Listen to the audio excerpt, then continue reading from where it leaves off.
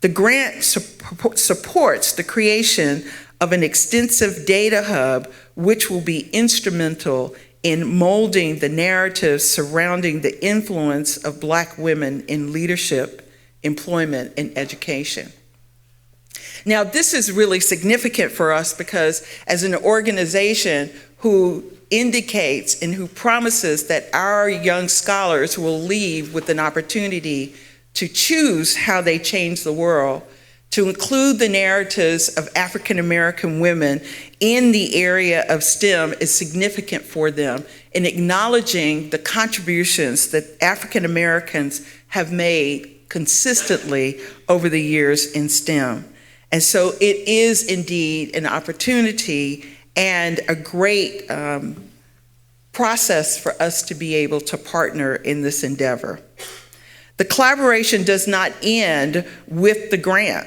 Starting in April 2023, 18 Google employees embarked on a journey with us through the Google.org fellowship program, offering their expertise and commitment to the development of the Data Hub. Their pro bono full-time support over 6 months has been instrumental in laying the foundation for this significant initiative, reinforcing our collective dedication to fostering progress and empowerment within STEM. And we thank them for it, and we applaud their commitment and their engagement with us. So let's give them a round of applause for doing that. In the spirit of this partnership and the goals we share, we invite you to engage deeply in the discussions, sessions, and interactions of this symposium. Let us collectively aspire to make a lasting impact, championing equity, innovation, and advocacy. And we eagerly look forward to continuing this meaningful partnership with Google, working together to foster progress and empower future generations. Again, thank you for attending the symposium. Thank our Google partners and colleagues, and have a great day. Thank you.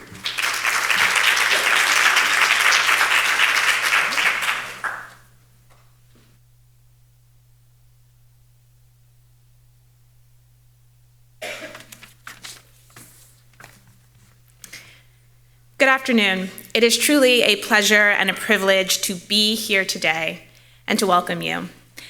After all we have been through as a collective society and all that we continue to weather, I try really hard to never take moments like this where we get to be here in community in person for granted. Thank you for making the commitment to be here. Thank you for investing your time. I'm Nicole Brunner.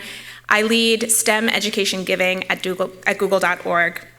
I see up close in my role that as technology advances, it creates a lot of excitement, enthusiasm around what is possible.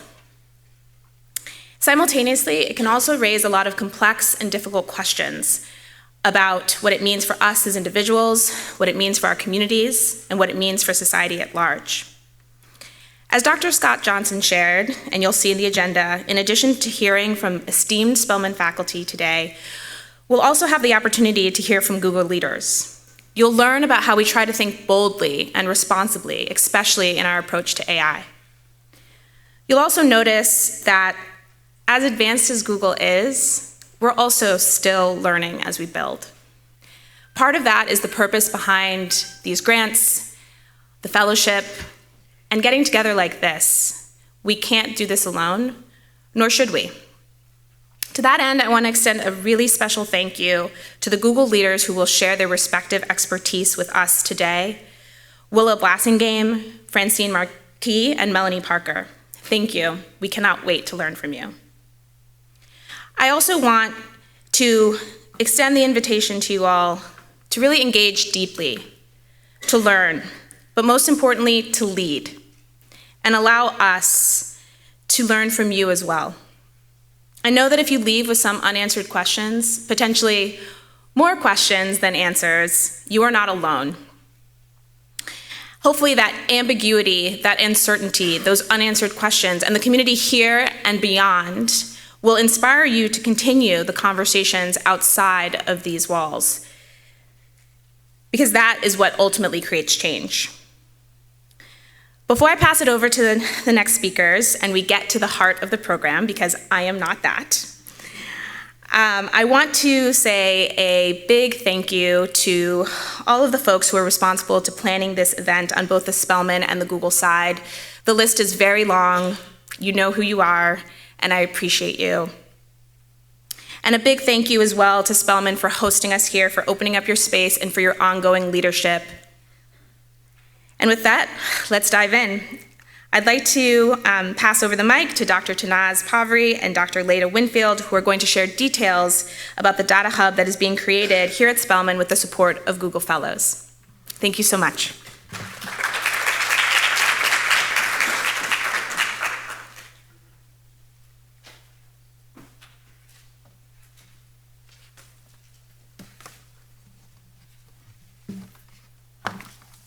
Good afternoon, everyone. I am Tanaz Pavri. Thank you for that introduction, Nicole Brenner. I'm here actually with brief remarks in my role as Division Chair for Social Sciences and Education, and also as co-chair for the Steering Committee of the Center of Excellence for Minority Women in STEM. And I think that my presence here underlines the center's ongoing commitment to integrate social sciences and education into our evolving understanding of what STEM means.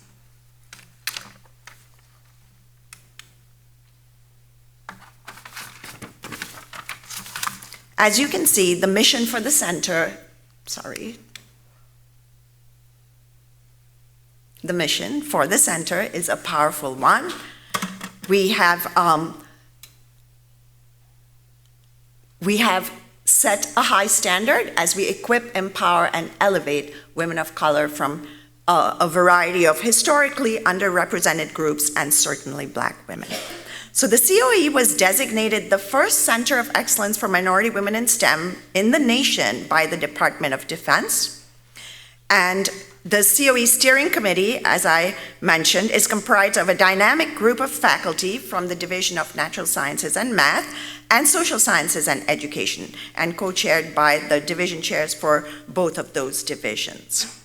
And again, I think this underlines a very unique feature for Spelman's COE. And in conversations that I've had nationally, people have actually remarked that this is a unique and powerful way to conceive of a center for minority women in STEM.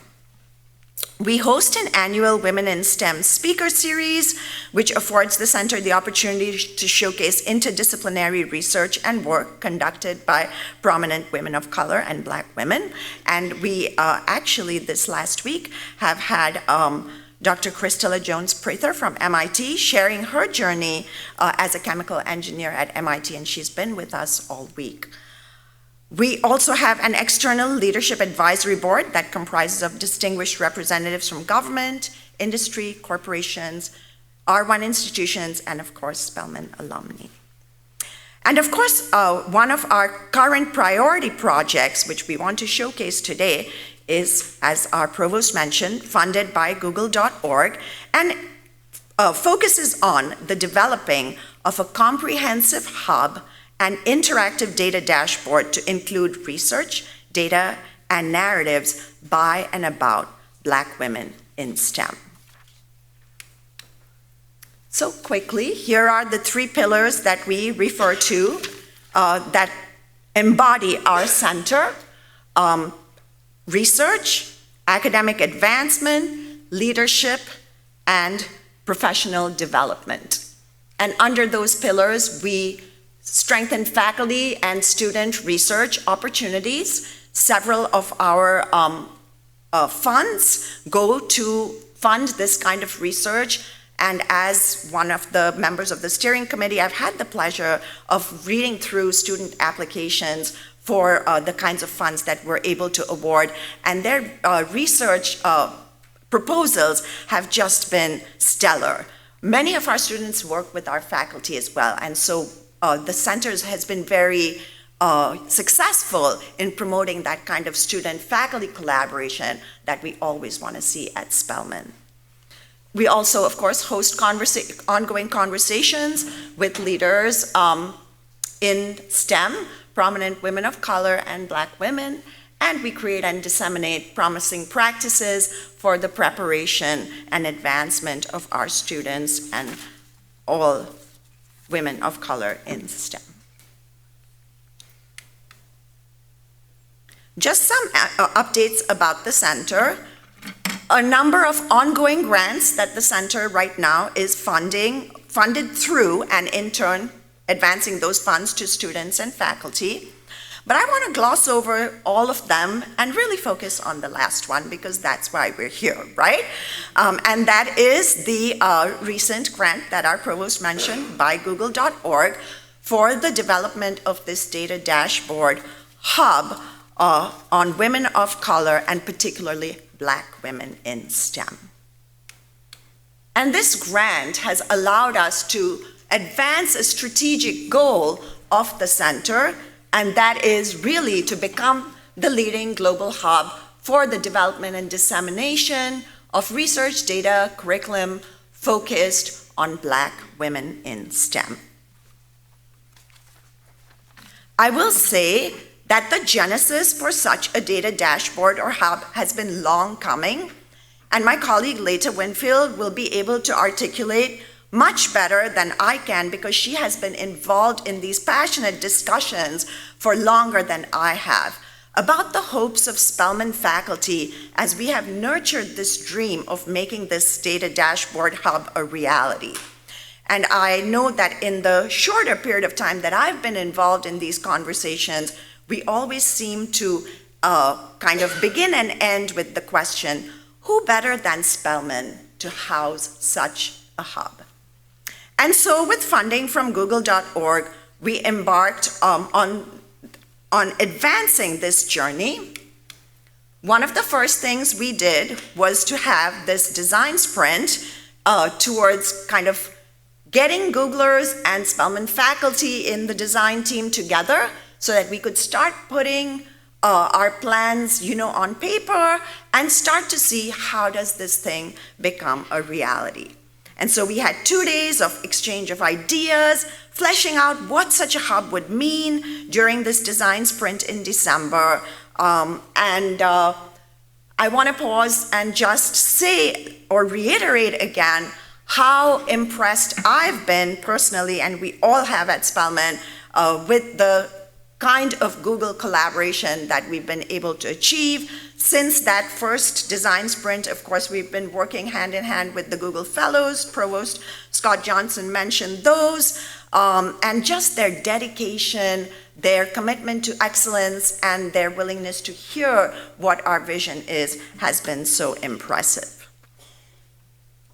So we, at the end of this 2-day sprint, of course, we were bringing all of these ideas together, as you can see, ideas about funding, ideas about what this hub would represent.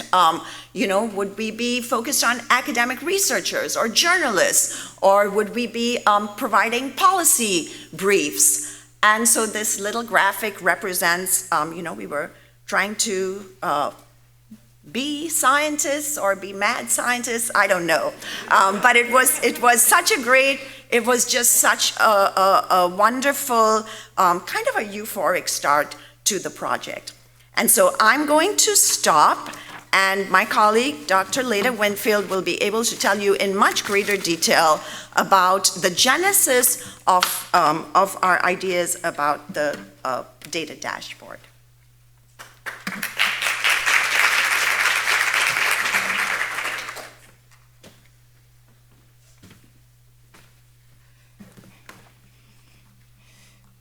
Good afternoon, everyone. I'm Leta Winfield, Professor of Chemistry and Biochemistry. I'm also the Division Chair for the Natural Sciences and Mathematics and Co-Chair of the COE Internal Steering Committee, along with Dr. Pavri. So following the design sprint, which Dr. Pavri just alluded to and gave me the task of telling you about our hopes and dreams for the hub, But our team did set out to clarify our visions, our missions, and our goal for the data dashboard.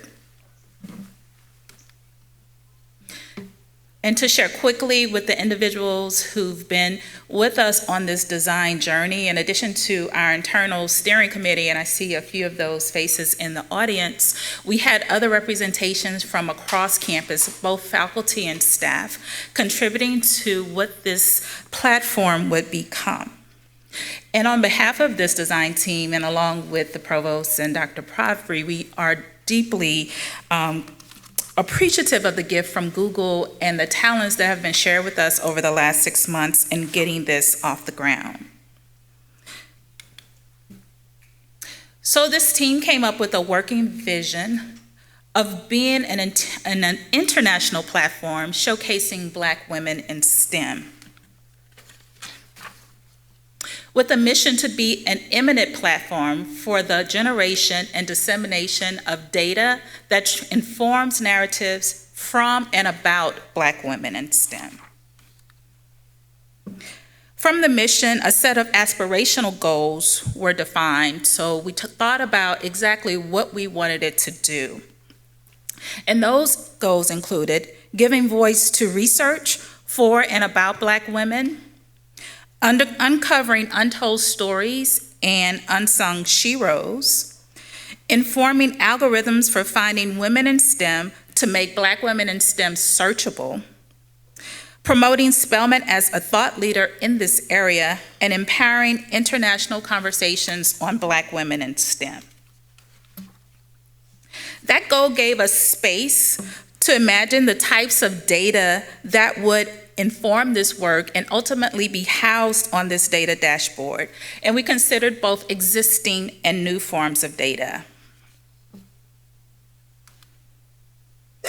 So while we privilege numerical or quantitative data, we understand that the fullness of Black women cannot be told simply through numbers. We need to add context, and with that, we need different types of data to complement the numerical data within this database.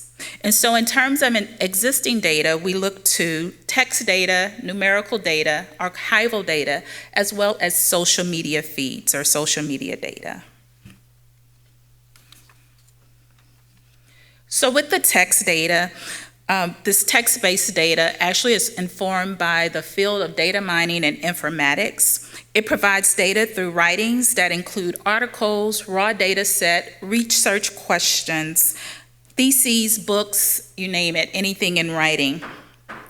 The dashboard would provide a way to compile a listing of text-based artifacts that could be mined for contextual and qualitative insight about Black women in STEM. The feature would be updated automatically and pulled from entities like the Web of Science, PubMed, and of course, Google Scholar. So inspiration for this text-based component came from the Understanding Intervention Index, or the UI Index, which provides an interface for searching literature on broadening participation in science and engineering.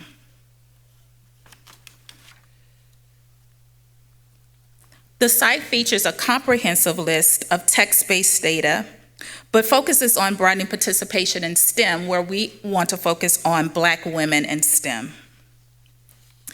The site also features some items that we classify under our archival data, but gives us a good starting point on the types of text-based data we may want to include in the database. The next type of data, of course, is the numerical data. This is where we captured quantitative data from sites like the Center for Educational Statistics, the Bureau of Labor Statistics, the Census Bureau, the World Bank, and IPUM, a database of census and survey data hosted by the Institute for Social Research and Data Innovation. We're hoping to find an automated way to pull information in from these sources, as well as provide opportunities for creating new data sets. Inspiration for the numerical data comes from the NCES, which provides a comprehensive data sets on degree attainment and career progression across all areas of science and engineering. The center also develops data briefs relating to their data sets. Another source of inspiration was the Center on Education and Workforce. CEW studies the links between education, career qualifications, and workforce demands. CEW operates within an environment of complete academic freedom, independently developing their research agenda that informs their work. We were also inspired by the National Center for Women and Information Technology, NCWIT, which has several data briefs related to, I think I went too far. This is it. So they have several data briefs related to women in these fields. These are stagnant data sets, but the data briefs on this site are of particular interest because we hope that the data from our sites will also be used to create data briefs as well as policy briefs.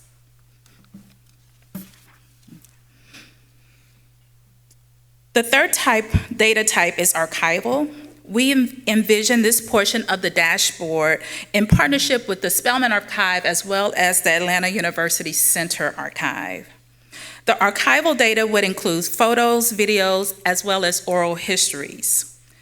We not only want to count Black women and write about their lives, but we also want you to see them and experience them and have tangible ways to understand their STEM careers. So in addition to the Spelman Archives, we were inspired by the work of the Hutchins Center on African and African American Research, which collects various types of archival data through various media. And the final type of data, of course, is from social media. This is a completely new space. We were inspired by innovations at Google, where we now can see a feed of news that aligns with who we are and the things we like and our search preferences. And we thought we could leverage that to compile in a way the social media feeds around Black women in STEM. And we wanted to do this because we have individuals here at Spelman who are looking at how Black women are represented in social media, both the biases against Black women as well as those stories that empower them. So we think this is a critical data source or information source for our endeavor to make sure we capture the fullness of Black women in STEM and not leave any information unhighlighted. So finally, of course, as we think about these things that exist, we also think about the things that we may want to create. And within the new data sets, we have directories as well as repositories. Within the directories, you'll see things like narratives on Black women and different organizations that focus on their success and their stories. But also within repositories, we're looking for data created by Black women as well as data about Black women related to raw data. So having a space where individuals who are doing this type of work can deposit their data set related to Black women in STEM, their research questions, their outcomes of the research conducted by these individuals and on these individuals, as well as curriculum and pedagogies and inventions.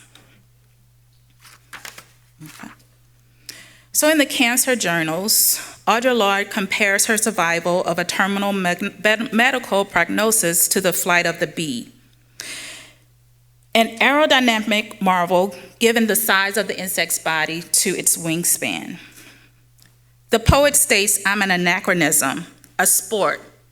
Like the bee that was never meant to fly, science said so. I'm not supposed to exist. I carry death around in my body like a condemnation, but I do live. The bee flies." Black women in STEM have been defined as the invisible scientists given the fact that they represent less than 3% of those individuals in the STEM workforce.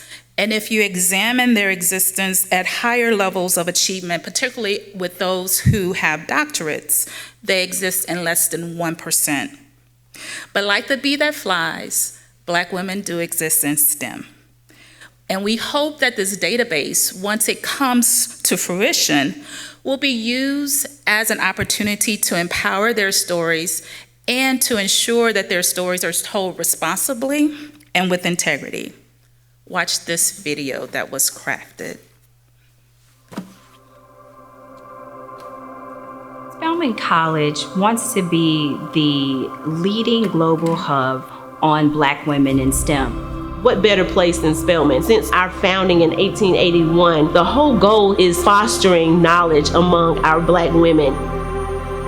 The biggest challenge is not having a central location for data, research, and narratives vying about Black women in STEM. It was an incredible experience to work with Google.org. We were fortunate to receive a generous gift, but we also had the opportunity to work very closely with Google Fellows on developing the initial prototype of what we're calling a data dashboard on Black women in STEM. We know that data drives decisions. Academics use data for research and to get grant funding. Policymakers use data to inform policy decisions. Students use data to see where they fit in. The data dashboard is a tool that allows people to compare and visualize data from various sources. As a part of this project, we added hundreds of data points specific to Black women in STEM. The Data Dashboard and Resource Hub is a site where we would love for users to go in and, of course, dig into the data, uncover those untold stories about Black women in STEM, and to find their tribe. We want journalists, we want policymakers, we want educators, we want researchers. My hope for the future is that the world realizes and acknowledges and values the significant contributions of Black women in STEM.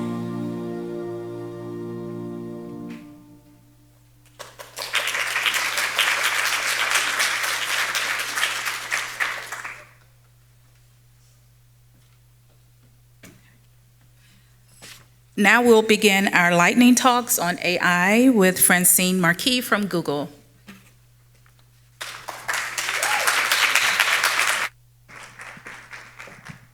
Thank you. Thank you.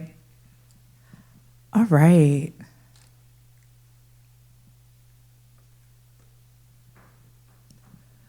Hello, everyone. Good afternoon. My name is Francine Marqui. I am a Cloud AI Program Manager here at Google, and I'm very excited to share with you all what we're doing at Google in relates to AI.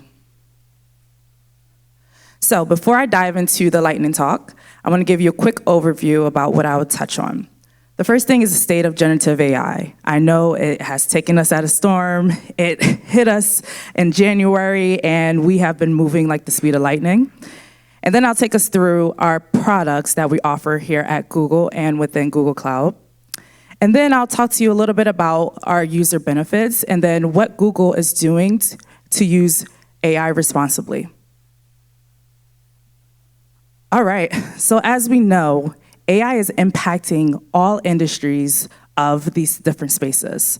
So it's mainly because it's an intuitive interaction between human technologies where we're actually processing and gathering together languages that come out in different modes like text, audio, images, and video. But what exactly is the large language model doing? So simply put, think of it this way. You have a model and you're feeding it a lot of data sets, pre-trained data that you've gotten from different other models. You're feeding financial data. You're feeding other types of data that you found on the internet, dissertations, all of those type of data. You're feeding that into the model and you ask that model, so you've learned a lot about different data, but you've also learned about cats, right? And then the model then presents to you, you ask the model, what is a cat? And then a model presents to you and sift through all of that data. A cat is a small domesticated carnivorous mammal. And that there, ladies, is generative AI. Gen AI has many applications across other different organizations. Most of it is customer facing, some of it is internal facing. So if we start at the top left where we have that visual and customer facing, that's our product that we have for that is Imagine. That's where you can create different content, you can create different campaigns, advertising, and that's interacting with customers. And then you have how we're enhancing the customer interface, so like customer experience. We have a product called Infobot. That's where you get that customized interaction. You can ask where your orders are coming, or you can ask different questions around on top of different retails. And then you have the presentation, our workspace AI. And then lastly, our knowledge management, which is BARD, or something to enhance you learning. So I'm gonna take us quickly through a content and creative production and walk us through Imagine, one of my favorite products. So Imagine is simply put, you insert the text and it gives you out image.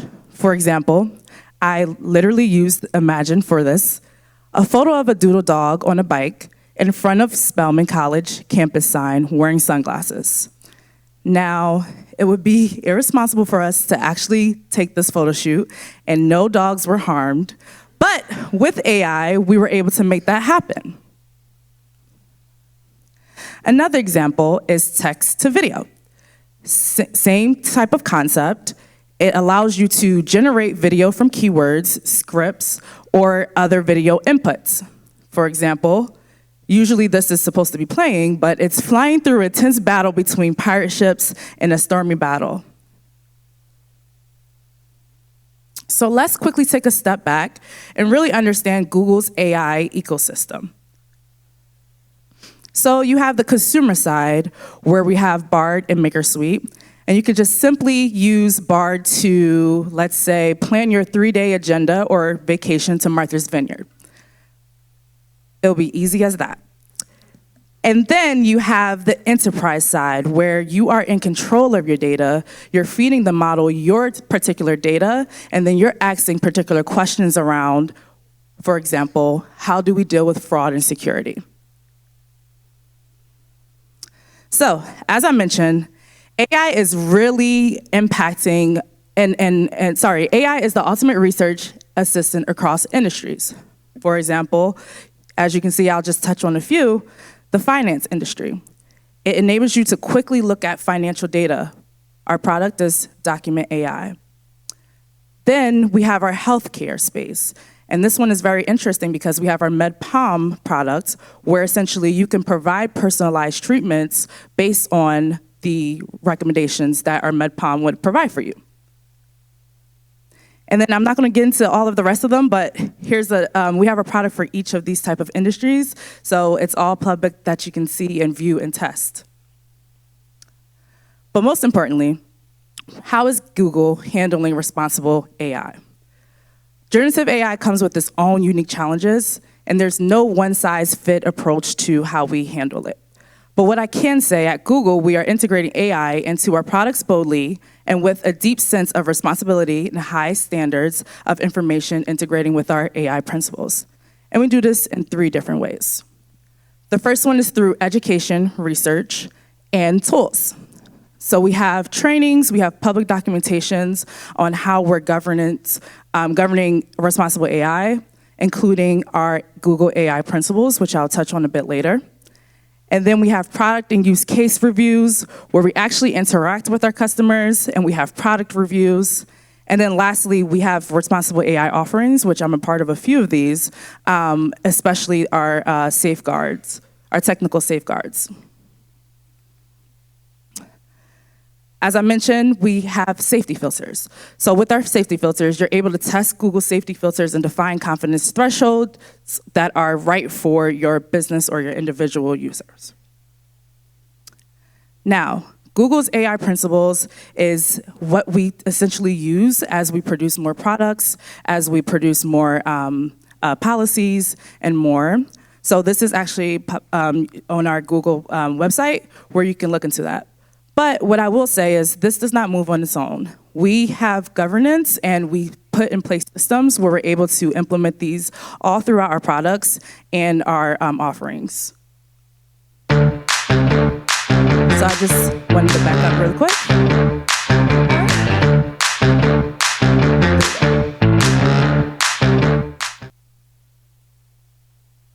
Thank you.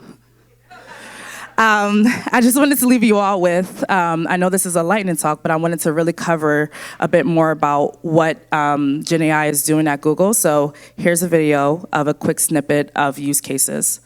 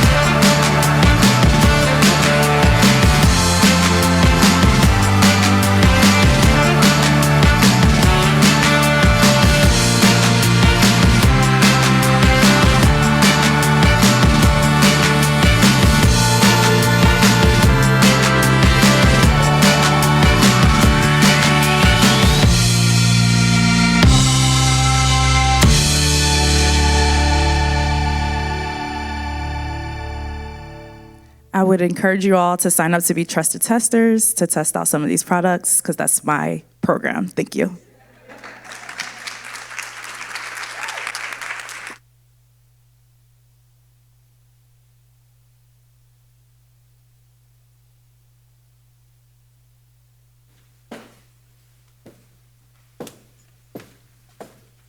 Good afternoon. Oh, good. All right. Usually I have to, remind you we're at HBCU and we do call and response, so you already have that. So welcome. My name is Khalilah Ali. I'm an assistant professor in the Department of Education in the Division of Social Sciences and Education. My presentation is on decolonizing AI literacy in underserved schools. So let me tell you a little bit more about me and the work that I do here. I am a social cultural theoretician of education. Now right? What does that mean? Okay, that means I study, research, talk about how teaching and learning shapes and is shaped by society and culture. So that's what I do. My research focuses on and integrates teaching as cultural work, and cultural work is teaching and learning inside and outside of school, or sometimes referred to as OST, or out of school learning. Specifically, I pay attention to Black folks in formal situated learning environments, which also include digital and virtual environments. Specifically, I've looked at gamifying instruction, often using AR or AI enhanced tools. One of my favorites is Kahoot.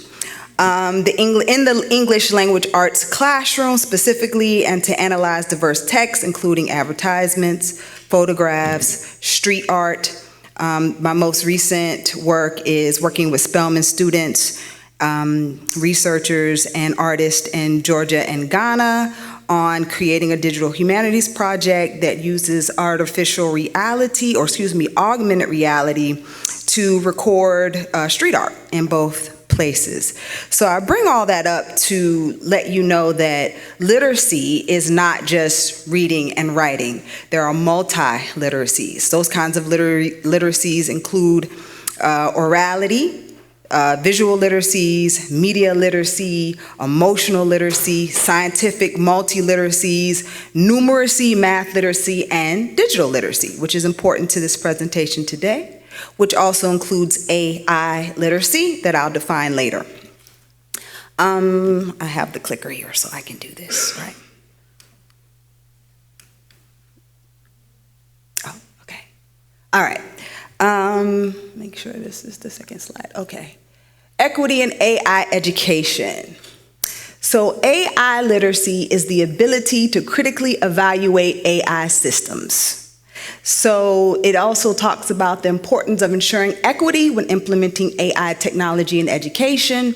AI can either exacerbate or mitigate educational disparities. And I'll also talk about a little bit later about the various kinds of applications that we can do to ensure that AI doesn't exacerbate, it actually mitigates educational disparities. Understanding AI in education. So, artificial intelligence, again, which we've already talked about, refers to the use of computer systems and algorithms to perform tasks that often require human intelligence but might have to be done much quicker, so we incorporate these technologies. AI technologies are employed in educational settings to enhance and personalize the learning experience, automate administrative tasks, provide data-driven insights, and support both educators and learners.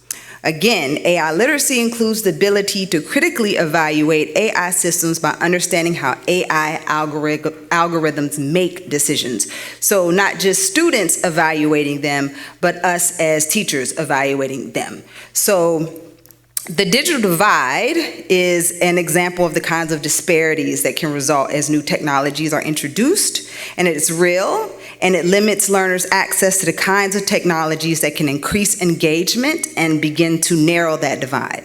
I am encouraged because smartphones actually allow a lot of apps to be downloaded, and many of our students do have access to smartphones where they might not have other kinds of access to other kinds of technology. In the realm of artificial intelligence and literacy for the practice of freedom, my work is underpinned by a primary aim to facilitate the democratization of knowledge and information. This entails a deep-seated belief in the potential for our world to evolve into a more equitable place by extending access to information across a broader spectrum of folks.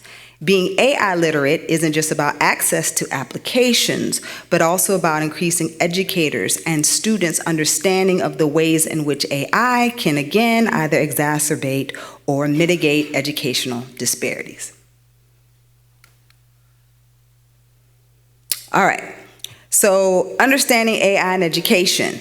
We have a organization, a nonprofit organization that comes up with standards about how to integrate technology in education, and that is called the International Society for Technology in Education, ISTE.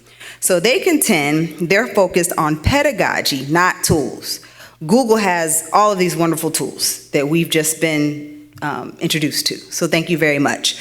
But we focus on, and ISTE focuses on pedagogy.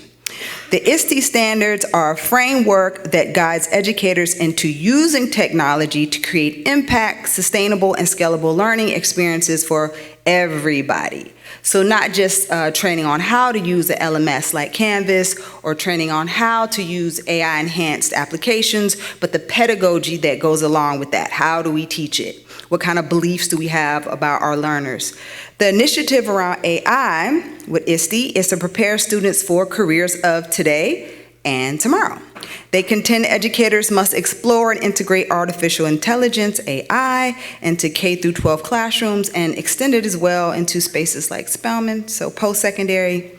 AI is already making its way into classrooms in the form of adaptive software, recommendation engines, and digital assistants, and these are critical in a STEM curriculum, but also critical in a STEAM curriculum, that extra little A, which includes the arts, humanities, and social sciences. Many articles related to the use of AI in K-12 education are focused on two general areas: automating administrative tasks, specifically in education. Automating administrative tasks such as taking attendance, grading assignments, or increasing student performance through AI-supported assessments. Personalized learning and increasing engagement in typically mundane rote learning. Everything just spoken about. Yes, AI can be used in this way. However, strategies of this kind barely scratch the surface when it comes to AI's potential for impacting students' lives, not only in the classroom. Until recently, conventional wisdom has suggested that instruction about AI should be confined to computer science courses at the high school level and above.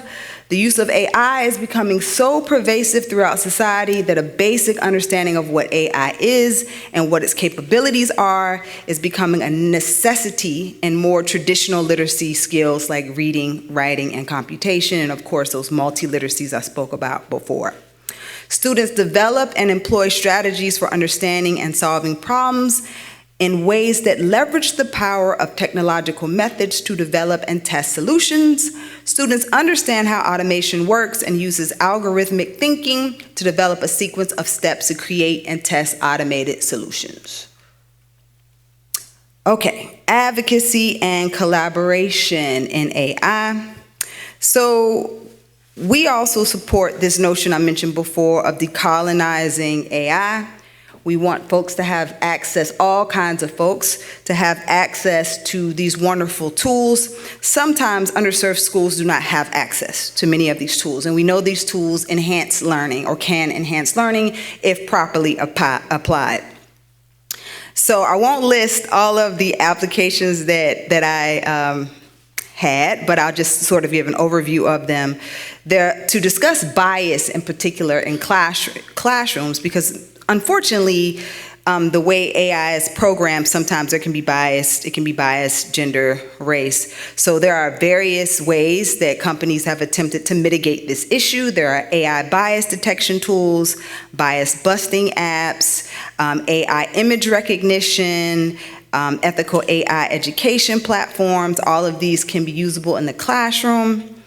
These activities and AI apps support students in increasing their AI literacy as well. As teachers scaffold learners, understanding of gender and race bias in multiple texts, students are empowered to think critically about these issues and how we can contribute.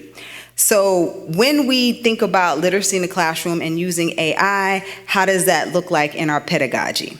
So a few things we can do is reevaluate our curriculum and content.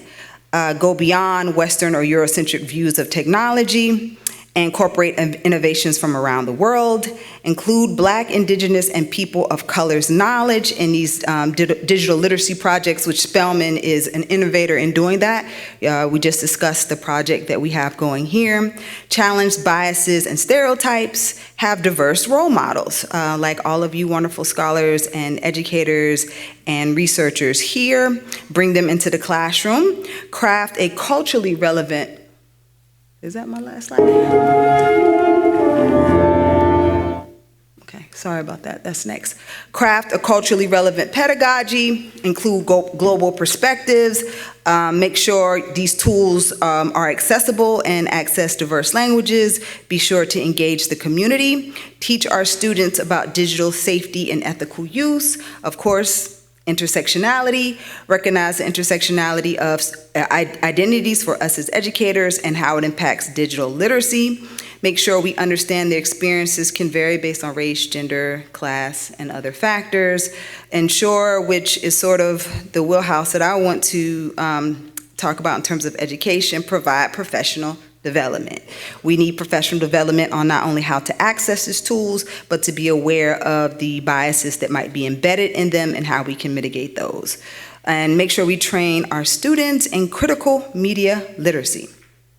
So decolonizing digital literacy in general and AI literacy specifically in education is a continuous process that involves rethinking educational practices, resources, and policies to challenge systemic inequities to create an equitable and culturally responsive learning environment. AI and augmented reality, which can be an AI-enhanced tool, has lots of applications. I talked a little bit about the ways in which I use AR in my research, but we also have a wonderful presentation about the ways in which AI can be used in the arts. So I'm going to speak a little bit about AI and the arts. So we are excited to spotlight the exceptional fusion of AI and the arts at Spelman College. Today, I have the privilege to share insights into the remarkable work by T. Lang, an associate professor and inaugural department chair of dance and performance and choreography at Spelman. Lang creates, writes, and teaches poetic expressions of dance, which illustrates deep, arousing investigations relevant to issues of identity, history, and community. Through the vehicle of contemporary modern dance, with emphasis on the interdisciplinarity, Lang's work communicates perspectives with depth and movement, style that captures the attention of the viewer, which is evocative, physicality, technical range, and emotional viability. Said it. Each piece Lang creates is inspired by a genuine desire to invite audiences into personal and subjective experiences, whether drawing from family stories, shared history, or the fascination with connections in between. Lang's aim is to explore these narratives collectively on the dance floor. One such exceptional work by T. Lang is Thighs of Thunder, an augmented reality project that beautifully merges ancestral soul movement with generative AI, offering a live, immersive experience that is nothing short of captivating. Without further ado, I present to you Thighs of Thunder by T. Lang. Yes, clap.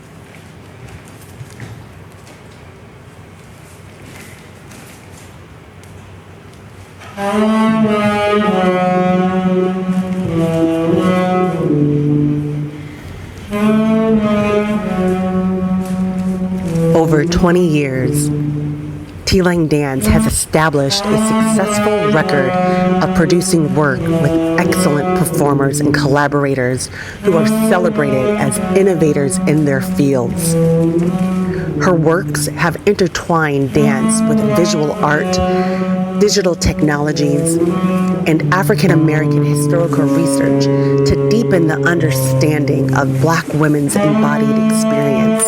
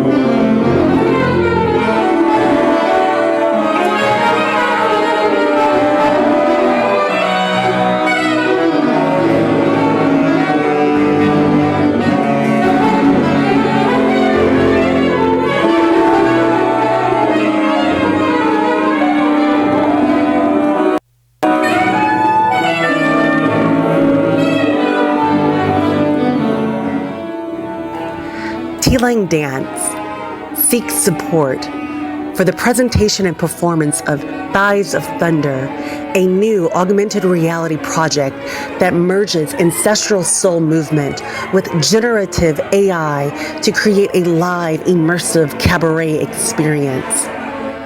The piece is an examination of women's power and an exploration of societal forces that attempt to control and subvert it.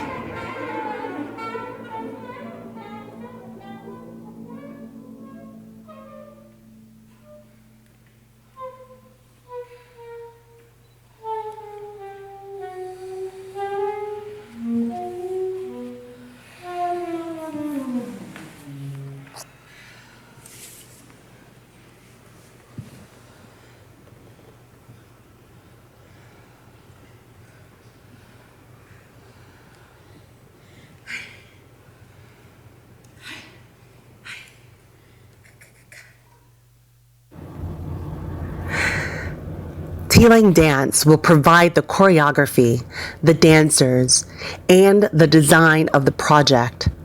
Software Imagineers from the University of Arizona's Digital Humanities Lab, under the direction of Dr. Brian Carter, and Georgia Tech's Power Lab, under the direction of Dr. Wayne Liu, will capture the dancers' movement through digital scans and create interactive costumes, which will then be formatted into an augmented reality format. This format will be used in combination with AI and live dancers during the performance of the completed piece.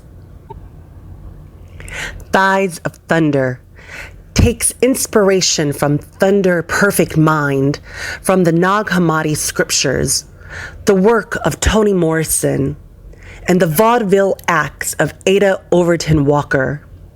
It bridges the divide between the sacred and the profane, the rigid binary concept of gender, the distortion of eroticism, the societal restrictions placed upon women, and aiming toward ultimate female freedom. It opens an internal dialogue both within the viewer and within the larger cultural framework to ask what hidden fears cause society to create structural strictures designed to reduce women's choices. Providing models of ethical practices towards women and a deep respect for the female form, this work interrogates empowerment beyond binaries and asks what richer articulations might exist for female empowerment beyond the framework of binary thinking. New choreography exploring these ideas will be created as the locus of the work. The dance vocabulary combines libertarian ancestral women's movement with the modern burlesque aesthetic. This project is equal parts live performance and augmented reality. The volumetric work will be captured with the dancers. The environment will be altered as the dancers and the musicians are performing.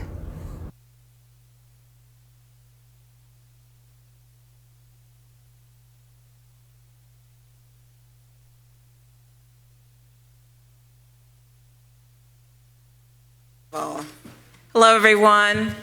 Was that powerful? Now you get to see the nerd come up. All right. So don't y'all talk about me too much. And, okay, here's the clicker. So just quickly, I get to talk about AI and infrastructure. So first thing I'm going to do is just introduce myself, my background, a little bit about why I love coming back to Spelman, and then I'll get into a little bit about AI and infrastructure and what that looks like for us. Just to give you a little background, I threw some pictures up so you can see my family. I did that on purpose, as in the first row, that's my husband. My husband and I met at Tuskegee University. He was getting his master's in electrical engineering, and I am a chemical engineer, so STEM is near and dear to my heart. The other picture in the middle is my daughter, Nia. She's the only one that rebelled in the family. Nia majored in history, but she also went on, she became a lawyer, and she just also passed the bar for Georgia, so she is licensed in 2 states. And then Nia also went to an HBCU. She went to Howard University. So you see the trend, the Tuskegee, Howard, and then Miss Maya on the end is a proud alumna of Spelman College. So I had to throw that up there so y'all give me some love anyway. Y'all like, I don't know what she's talking about, but we're gonna get a little love here. And then just to give you a little bit about my background, so I started my career in consumer product goods companies. So I'm really a newbie in the tech world. And I'm excited. I'm not newbie to STEM, but newbie in the tech world. And so I was super excited about this opportunity. I actually had a chance to come speak at Spelman in the hackathon last time. So I came back to, and really excited. So my career worked with some real established companies. Worked for Procter & Gamble. I worked for Kellogg. I worked for Kraft. And then I worked for McCormick, and I was the vice president of planning and logistics at McCormick before coming to Google. And I will tell you, one of the things that I got excited about this particular event as we think about AI and ML and how we use it, and even in the planning and logistics world and supply chain, every day, because you think about all these consumers that we've got to serve, billions of consumers that we're trying to serve, and figuring out how do I tell the production sites what they need to run. And so we use a lot of the technology with AI, ML to help us improve our forecasts so they know what to run, where to go, how to start the operation. And so today, of course, I didn't have a lot of time to prep, so I'm gonna tell you the truth, right? So I got a call yesterday and they were like, girl, can you come? I'm like, for Spelman, I'm coming. What am I talking about? And then I found out I'm talking about AI and infrastructure. I said, oh Lord, here we go. But to do that, I was super excited because have you guys heard about BARD, right? Monique talked about BARD, so I said, BARD, help a sister out. So the first thing I did, I said, BARD, you got to prompt, right? You got to create the right questions as you prompt your technology. So BARD is an AI chat bot. And I said, BARD, how can I explain to college students what artificial intelligence is? And so BARD kind of gave me a definition, and it talked about artificial intelligence and machine learning are closely related, but not the same. I said, okay, Bart, go ahead, tell me some more. And then it said AI is a broad term that refers to the ability of machines to perform tasks that typically require human intelligence, such as learning, reasoning, and problem solving. And then I said, ooh, Bart, what you doing? What you talking about? Because that's what we're trained to do as STEM majors in engineering. We're trained to take our human intelligence to look at data and to solve problems. But as we think about the complexity of the world that we're in today, and particularly for someone that manages supply chain, and managing a supply chain during COVID, girl, that's why my hair is real gray. Y'all said this dye is working very well. But we had to use the AI, ML, to help us be better at looking at the risk and the problems that were occurring in the world, and to be able to define how quickly I need to change on a dime and what I'm going to produce, how I'm going to get it out the door, how do I manage my supply chain to be more robust. And so I'm super excited about this opportunity with AI. Now, in my role with Google, I am the director in integrated planning for Flow. Our business and where we focus is in the data centers. So y'all talking about all this little cool stuff and these programs y'all developing. Girl, y'all wouldn't do nothing without the data centers. And these data centers are set up and to help us house all of this stuff. How many people have ever been to a data center? Oh, y'all better go. I love this. We got folks who've been in a data center. Why y'all not working at the data center? That's what I'm trying to figure out. Like, none of y'all coming to work at the data center.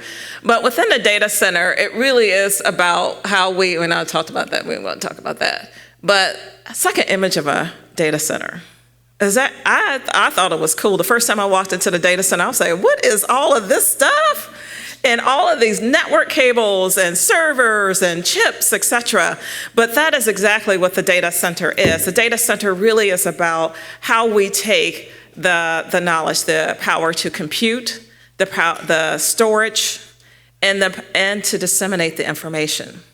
And so from all these network cords and stuff that you see, that is transmitting information, all of the machines that are connected. And you think about AI is on steroids. So when I'm deploying a new AI pod or ML pod into our data center, you think about all of these little racks. It's hundreds of racks, thousands of machines, thousands of chips that we are deploying to create one pod. And so when you think about the intelligence that are going and the work that it takes to do that, and the data centers call me all the time like, girl, what are we doing? Y'all got all this stuff showing up. We got to put it in because Monique over there selling everything, and we got to make sure we can supply our customers. And so our data centers, to even get into our data centers, and we talk about being able to secure the information because it is so important that we do that. To even get into our data centers, it's 6 layers of security. Less than 10% of Googlers are actually allowed to go into a data center. That's how important we take our security. Our data centers are all over the world, and we have the biggest data centers in the world. And so we need it because y'all keep selling all this ML, and I'm telling you, it's killing me.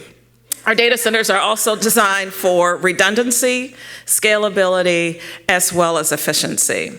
So when we think about AI and the infrastructure to bring in the technology, it requires a technology stack that enables us to build, train, and deploy AI models. It includes hardware such as your CPUs, your graphic process units, so your GPUs, specialized AI accelerators, as well as software, and then there's machine learning frameworks and cloud computing platforms. Google purpose-built AI infrastructure powers some of the world's largest workloads. Google's journey with AI began 2 decades ago. This is not new for Google. And this is one of the things that as we talk to folks, as we share our journey, this is not new for Google, but it is newer for the world. And so we take it very responsibly. And so as we build out this network, and I told you, y'all, I'm telling you, the data centers do not like me right now, that we are also making sure that we can maintain our stuff. So AI is embedded into everything that Google has, from our maps, our search, of course, the Pixel phone, photos, YouTube, as well as Gmail, ads, etc. And I mentioned I use Bard. Bard actually can even help you write, create images, write your presentations. It's phenomenal. I'm like, girl, for an old person like me, I'm like, look at God, this is wonderful. The networking requirements are also incredible. And as I mentioned before, we are connecting the world's information. So we are running cables in the ocean. We are running cables everywhere in the world that you can imagine. We're going into new countries as we speak today. And so it's so exciting for our operation. But as you can imagine, AI models are becoming increasingly more complex. Our sister over here was talking about this education and all the things that we want to do in education and reaching so many parts of the world. It's going to take a lot of work in our data centers to make sure we can power all of that. And as we also think about our data centers, not only are we making the machines more capable, faster, to be able to bring on and support this complex, data-hungry programs that we're driving, but we're also building our data centers to be efficient. And efficiency from water usage, power. We regenerate most of our power. We are doing everything that we can to make sure we are responsible as we deploy our data centers. And over the next few years, and I will tell you, we are on, I think, generation 5 of ML pods, and we already have 10 generations already ready to go. So we got a lot of work to do. And as we do that, and as we deploy these pods throughout the next few years, we understand that this machine learning and the capability that we're building will be helping students like you, the next leaders, to really help us solve problems that are coming before us. And I will tell you a personal thing too. So my mom lives with me now, and my mother also is suffering from dementia. And I think about what you guys will be able to do with the technology. And we talked about, we partner with a lot of medical institutions to think about, how do we solve cancer? How do we create the next formula? How do we understand what we can do to solve for dementia? And so I'm super excited about what we're doing here at Google. The other thing is we think about going forward and what we're doing. So the other piece too, not only is Google bringing all this capability together, but we are designing kind of the next level of chips. So we do our tensor processing units, things like that that you can read about. It's kind of cool. But we are building the infrastructure to be more and more powerful as we go through. And then as we think about what's next for us, we talked about AI being used for new drugs, new treatments. I will tell you, even in McCormick, we were using AI to create recipes and formulas for the next flavor palette. So we would go all over the world, look at all consumers, and we were using AI to build that. So, I got to make sure I got the data and the infrastructure to do that. We are also looking at education, and I love what you're doing too, being responsible. The thing that I loved and the reason why I came to Google was because we democratize our data. Most of our services are free. And so we are making an equal playing field for the world, and I'm super excited to be a part of that. And like I said, I won't keep you long. And this is just one thing. I had a quote from our CEO. And he says, "I've always thought of AI as the most profound technology humanity is working on. More profound than fire or electricity or anything that we've done in the past." So I leave this charge with you. What will you do to shape the future of AI? Thank you.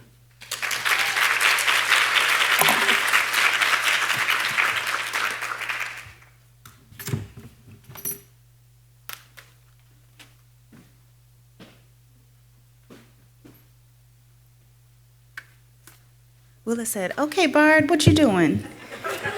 And I wondered if she actually typed, "Okay, Bard, what you doing?" Right? And can Bard code switch?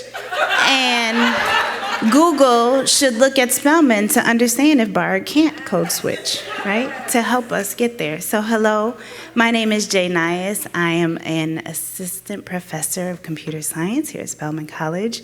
I am the director of the Brave Ideas Lab, which bravely explores interaction design for the advancement society, and my work is at the intersection of culturally preserving technology and societal enhancement.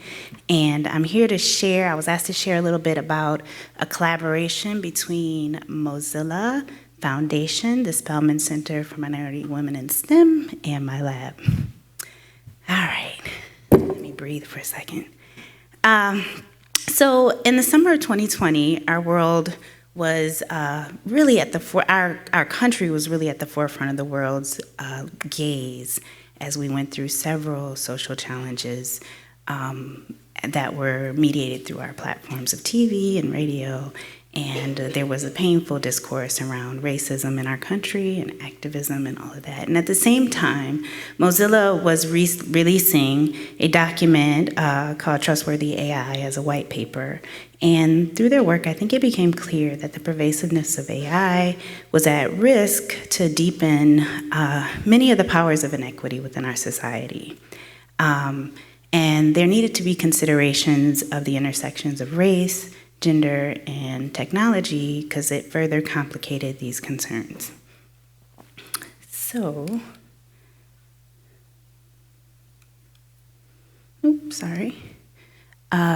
I partnered with our Center of Excellence and some of my students from my lab We have Princess Sampson, who is now a doctoral student at Penn in human-centered computing, and Radzel, who is an alumna of Spelman, and we were challenged or prompted with the idea of developing a white paper that then became a black paper, highlighting the perspectives on topics of trustworthy AI, specifically with respect to the outcomes and experiences of Black women. This paper also resulted in a presentation at the 2021 MozFest called An Intersection of Discussion on AI-Mediated Microaggressions.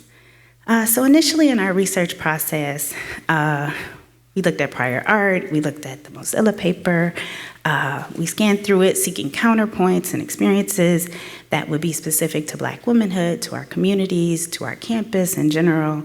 And Princess herself proposed this idea of the microaggressions that can be mediated through automation and technology integrations. And we kind of leaned into that. And as a result, we developed our back paper really highlighting this idea, I think they're in the wrong order, I'm sorry, of looking at the process of algorithmic bias through to discriminatory practices. And so there's been a lot of conversations about the problems that AI and technology pervasiveness can create as a result of systemic issues that already exist in our society. We collect biased data. We integrated. Part of our testing and development also could have biases included in it. And then we implement this technology and we start to see that maybe people are excluded, maybe people are continued to be harmed.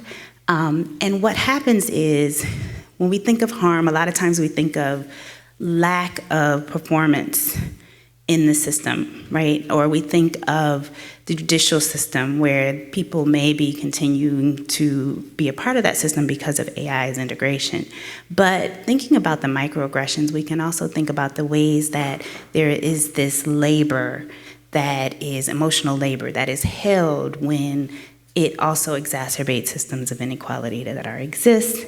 And it can create stressors and barriers that perpetuate this emotional and mental strain. So we really wanted to humanize what these biases could look like for Black women in our work. All righty, where is it here?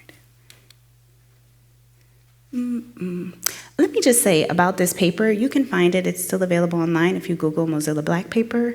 You can read more about it, but I just wanted to get into some of the use cases or the case scenarios that we explored in our work. So as we began to look at these systemic enactments of discrimination, we started to really look into our personal experiences with automation and how it impacted us. We intended to do an empirical study of Black women and microaggressions and then start to look at how technology is engaged, but we were on a short time frame, so we couldn't get through to that. So we really utilized the resource that is Spelman Campus to survey some of the women around us and to gather their experiences as well. And so we created these illustrations of the experiences with another doctoral student in computing who had a passion for, I was at a workshop and I saw her drawing and I was like, I need you. And so she made these wonderful illustrations for us for our paper. And so we were looking at the different types of biases and how they can make their way through to microaggression. And so the first one we have is construct bias. And the example of this bias is when systems are designed to flag inflammatory language that may be based on standard English phrasing. And a lot of times in AAVE, if I say, Bard, what you doing, right? I don't literally mean, Bard, what are you doing right now, right? I mean, look at you, right? You on it, you're doing it, right? Or if I say, girl, you're killing it with the shoes. I actually really like her dunks, they're very nice. And I write that, right? A system may flag that as inflammatory language. That is the bias. And so the discrimination can come in that I may be excluded or barred from a community online that because of this inflammatory language, I no longer have access to it. And the microaggression is that censorship, respectability polices, access to our affinity spaces, which often are mediated through technology, can be limited. And it limits your ability to interact with your work, your familial connections, access to emotional support, that censorship could have detrimental impacts on your lifestyle. Another one we have there is a method bias, and this is when the research instrument or method is not really adjusted across cultural norms or across cultures. So the example of the bias is image recognition data sets are only tested on majority populations, even those among disambiguated groups. So when we're speaking about even testing them on Black women, are we testing image recognition on Black women that are different sizes, shapes, that wear head wraps, that have different hair textures, and all of those things? So the example we used was enacted in a gateway or heavily policed communities, such as a TSA at an airport. We may have this woman who has her head tie on, and we can say, well, the system is flagging you because clearly it's covered or it's bunched. No problem, you can step to the side or go in this room, right, and we'll search you. You're good. What if you travel 3 times a week for work, right? How does that become disparate in like your experience and something that you need in society? And this becomes a microaggression as you have to continue to breach these gateways for your work, for your life, for your livelihood, to even consider what's gonna happen as you go through. Disparate treatment in general as a microaggression. So there's a lot of information on Black women and healthcare and how the data already exacerbates previous systemic bias and issues that can exist there. Let's see. Another item bias I have here is a bias in the measuring instrument or scale. So this example is facial recognition algorithms that are not trained on a variety of phenotypes, which we've seen in like lots of media as well, but can potentially falsely identify members of underrepresented communities. And so we talked about surveillance software that could falsely identify someone of color as a suspect in an ongoing or past crime.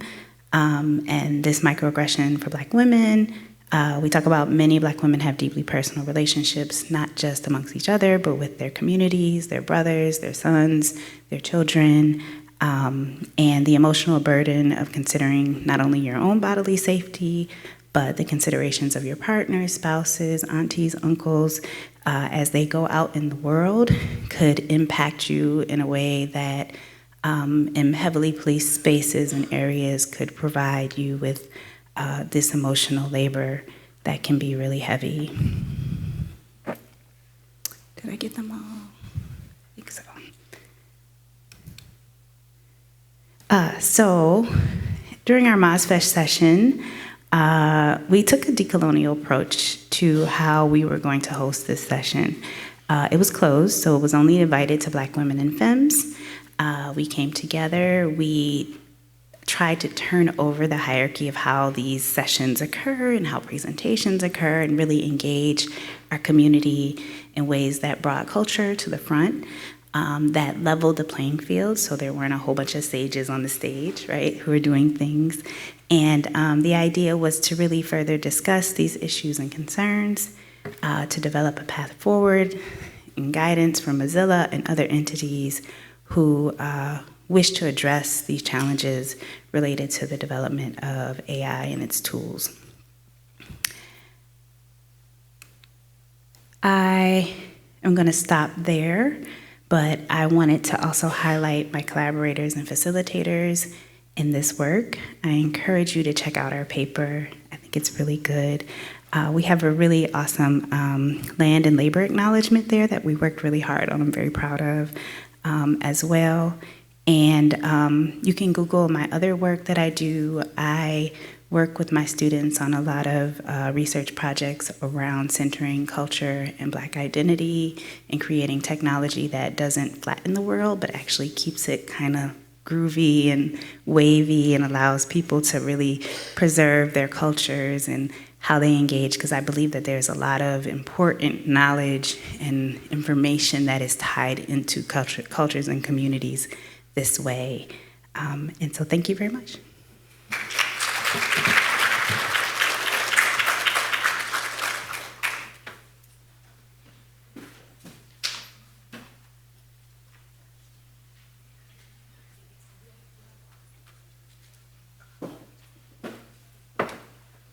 Okay, how are you all? We will have a brief question and answer session. So if you have any questions for our presenters, we are all going to come up and stand awkwardly in front of you, like we're presenting book reports. But please, come to the microphone. Any questions that you have for our presenters, feel free to ask them. There are 2 microphones, this side and that side. I know somebody gonna work at that data center. Who coming?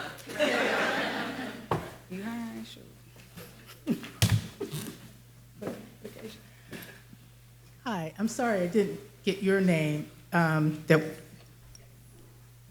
generative AI person? What's your name? Francine. Francine. Okay, Francine. You mentioned about beta testers. I was trying to figure out how to sign up for that, and that's what I wanted to know, because when I went online, I saw something about AI test kitchen, but there was a wait list there, and that didn't sound like what you were talking about, because I was thinking I should be able to immediately get in. Yeah, I love that. Thank you for following up with that. So with our Trusted Tester program, you can sign up through that space, and then I'll get your information, and then I can kind of get you enrolled, but it also depends on what you sign up for. So if you sign up for our workspace AI things, you'll immediately get access to that. But then on the enterprise side of things, it's for developers, AI practitioners, etc. That goes through my program, where you'll have access to Vertex AI, you'll have access to InfoBot and things of that nature. So either or, let me get your information, and then I'll kind of send you the link that you can sign up for. Okay, all right, thank you. And then Dr. Blasingame. She got a doctor. Now I'm a doctor. Come on.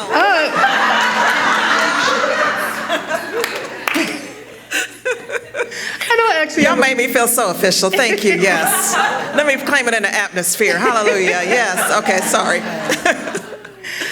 I just wanted to know, so your daughter was one of the co-valedictorians last year? Yes, she was. Right, so yes, she was. Just say that. You know, I didn't want to brag all the way. I was trying to act a little humble, but yes. No, you got to bring that up. That's all I wanted to say. I was like, really got back to that. And then, you know, she's at med school at Duke, by the way. I just want to let y'all know. All right. Next question. Hi, Thee Smith here. Faculty Emeritus at Emory University, the Religion Department. And lots of us are grieved by the war in Israel and Gaza. And lots of us are focused nowadays on the human crisis, the crisis of human relationships, conflict resolution, mediation, violence, use of religion as violence. And we're wondering about the use of these kinds of tools and technologies for ameliorating the human condition. Yes, issues of bias and microaggressions and so on. And wondering about creating various kinds of apps, videos, social media platforms that actually help people with trauma, recovery of trauma, the endless cycles where we induce trauma on each other as a way of life. We're talking about the human rights crisis on the planet, and not just customers and consumer issues and products.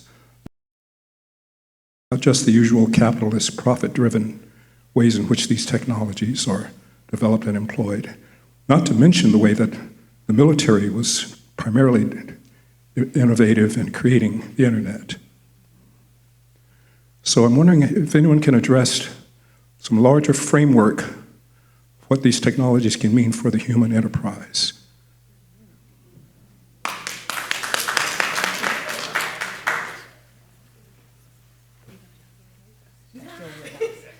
Wow, hello. That was really heavy, and I don't know that I can address all of that, but I can give some information. So I consume social media a ton, and I think in regards to what is happening in our world currently, I was very happy to see that humans are still, it's like this idea of YouTube, right? YouTube was phenomenal because it was you, right, that was creating the content, not the networks and TV and all these other people. And I think that even like the micro social medias that we have allow people to create and also people to consume AI can get in the way of that for certain.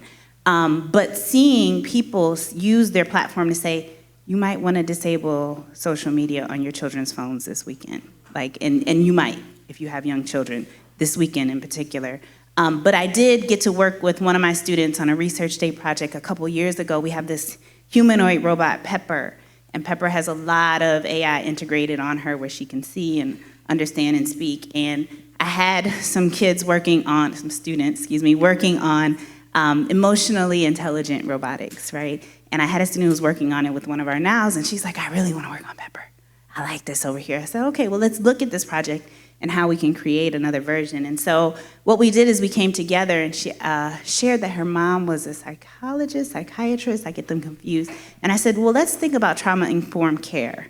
How can we use a robotic entity to help first responders to assist when people are not just having physical trauma, but emotional trauma? Like, how can a robot in that space be used to engage people, and we can use these conversations more meaningfully and supportively? So I think really holding space, and now that we have Google here, I will continue to say this, for people to, not just with technical proficiency, but with cultural, socio-emotional proficiencies to show up in these spaces and bring themselves to the platform. I really hope you continue to engage Spelman in that way, because I think that our students have a lot to offer that is not yet, even for me in my lab, I benefit from them all the time when I allow them to bring themselves, right, to this space. We're gonna develop a robot, a chat bot that will help my father with dementia, who's now speaking Creole to his Alexa, right, to now be able to engage with it, because his dementia is like moving away from English, right? That in itself allowed me to say, wow, what happens if we start to use these voice-assistive devices with low-resource languages, right? And we can help preserve mother tongue for people across the world and all the information that's engaged in that. So I do think that keeping specifically people of color and Black women involved, you'll only benefit. You'll only win. So I just want to put that plug in.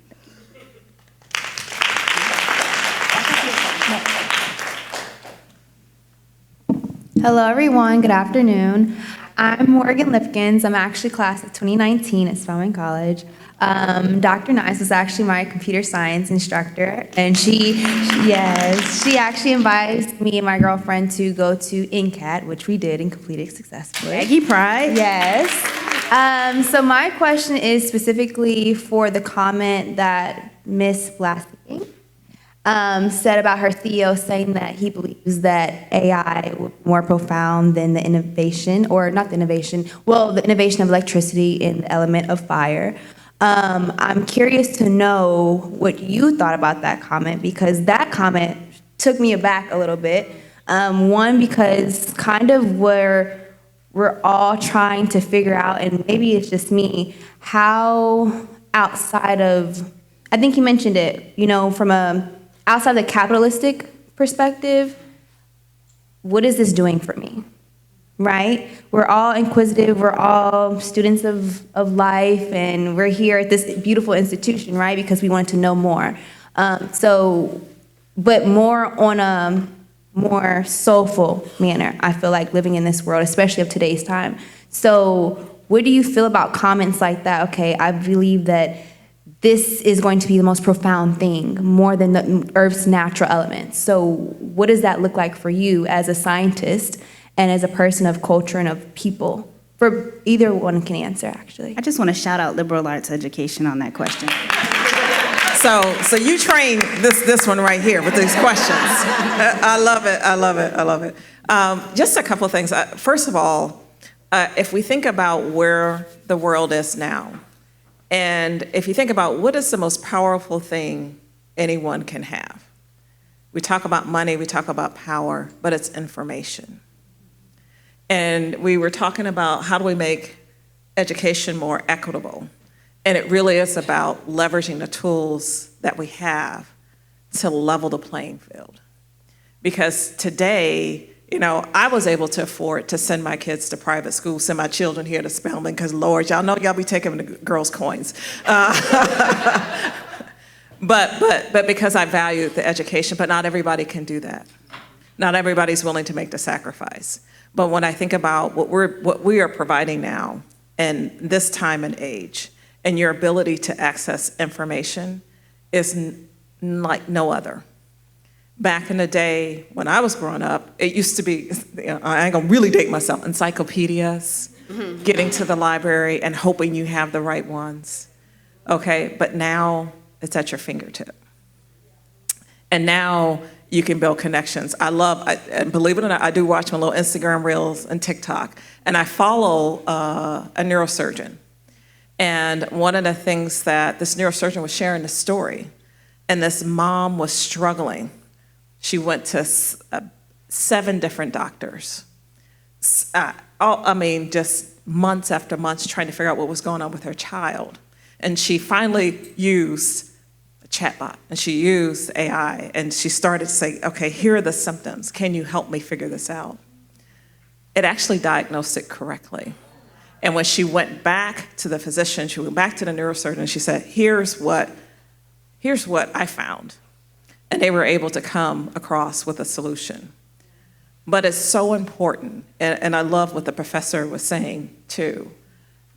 We have to have the right people designing, creating those ML models that I was just talking about, because it's looking at the data and the history. It has to be people like you, because you're gonna put the heart in it. You're gonna make sure that information is gonna be used for good and not for evil. That's another quote from Sundar, because AI can be used for evil and it can be used for good. And it takes people like this in a room to make it be used for good. So just a few thoughts. I want to have a conversation with a student. When I think about AI and the possibilities, I'm listening to a lot of discourse in education, specifically about it, and people are very scared, and I can imagine in industry, people are very excited. And I sit back and I'm kind of in the space where, ooh, what's gonna happen, right? That's where I am, like, what's gonna happen? But what I said in one group, I said, I can imagine when the pen came out, the pen came out, people were like, back in our day, we memorized everything. Who's just writing stuff down, right? Or I can imagine that when the wheel came out, it was like, yo, check this out, I can move stuff. And people were like, no, we carry it, it makes us strong, right? And so I look at AI in that way and how it's being integrated, and I'm like, this is really exciting. I think the discourse is happening naturally when things shift and new things are introduced. But I also see that appropriations happen all the time. I teach about the curb cut effect, which are those little notches in the curbs that allow people with wheelchairs and physical disabilities. Initially, it was for people with physical disabilities, right? But then we found that people that were bringing products into companies and businesses could use them, and like regular people wanted to use them, and it benefited everything. And a lot of even our voice assistive technologies and speech to text were made for people who needed that. And then we found thank you, everyone was really starting to benefit from it. So even what it is now, all of what Google put up about how we're using it is great. But when it gets into people's hands, they're gonna decide how we use it, right? And so I do think that technology often shifts in ways that companies don't even know. They don't even know. Thank you.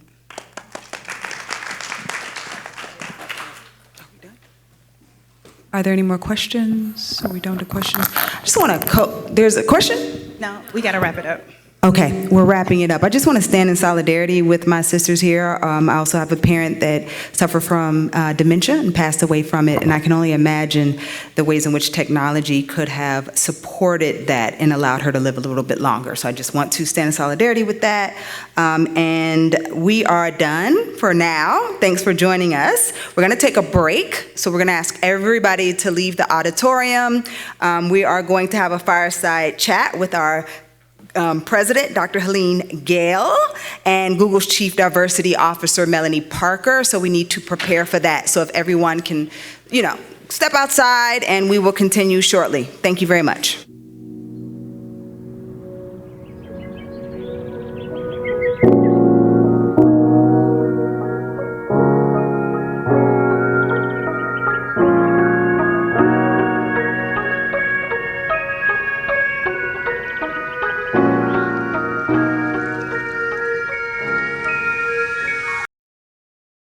in which Google is expanding opportunities in innovation and technology for HBCU students, faculty, and the HBC community, as well as forging pathways for Black women to lead on the front lines of technology innovation. So let me say a little bit about Melonie.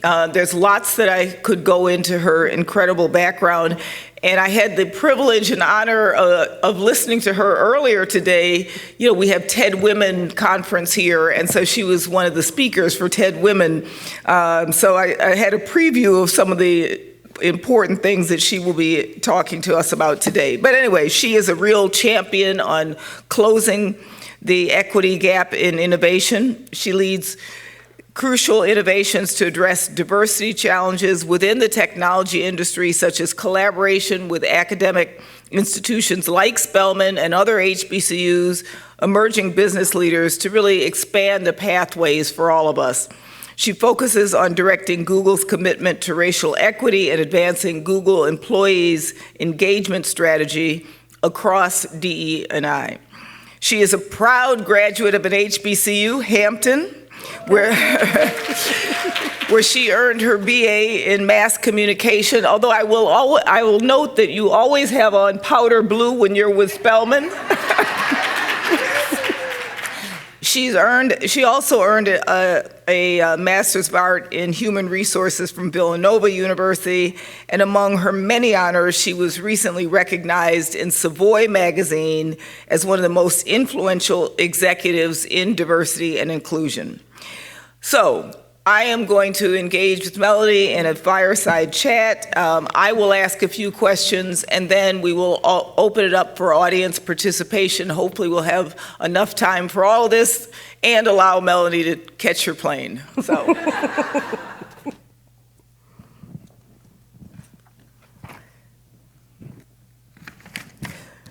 So, yes, I'm on. Let me just start by asking you, and I reflect on this because you touched on this a lot in your comments this morning. You know, we come to our commitments because of who we are and all we bring with us. Could you say a little bit about your background, your family, what it meant to be educated in HBCU, and how that has really strengthened and fortified your commitment to these issues? Yes, of course. So I'm a daughter, I'm a mom, I'm a new Gigi. I have a 9-month-old granddaughter, Noelle, who now has a Spelman cheerleader outfit that I will post pictures of. I grew up in North Carolina, really adjacent to North Carolina A&T in High Point. My brother and I are first generation college, and I'm first generation corporate America. And I graduated from Hampton University. I had a cousin who went to Hampton before me. And when I was looking at like, where do I go? That's a lot how we do it in Black community. We go where our folks have gone.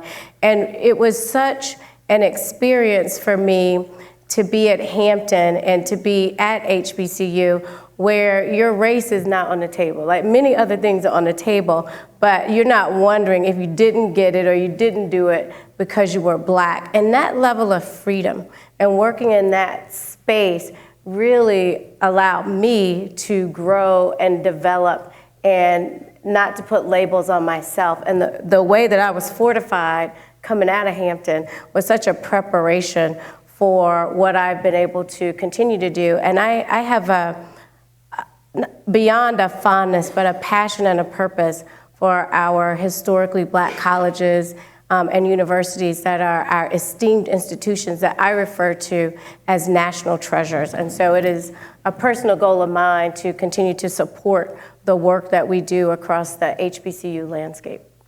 Well, thank you, and it really matters to have you in the role that you're in. And so, you know, in that regard, you obviously are doing a lot to focus on the underrepresentation of people of color and women in the tech industry, and Google has made some really important commitments.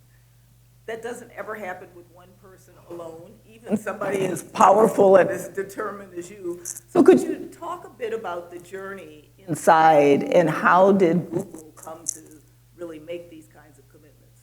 So we deepened, like many companies, deepened our commitment to racial equity, like following the horrific murder of George Floyd. And I never go alone. I have an incredible team that underpins me, and they make it possible for me to do the things that I do.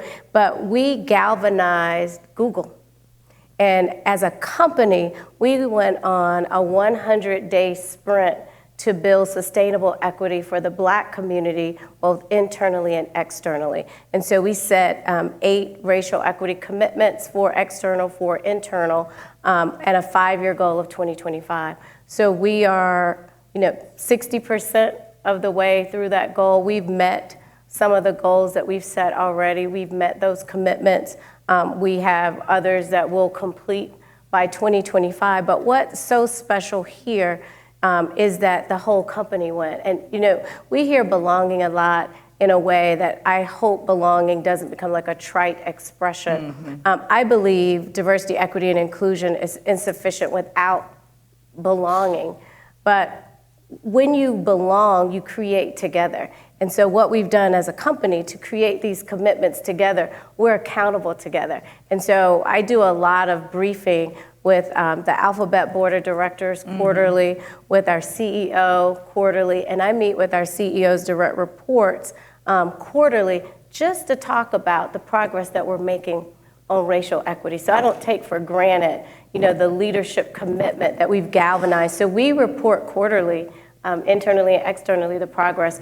We're leaders and we're learners, so we've had a lot of learnings along with our successes. I've had my own personal learnings too.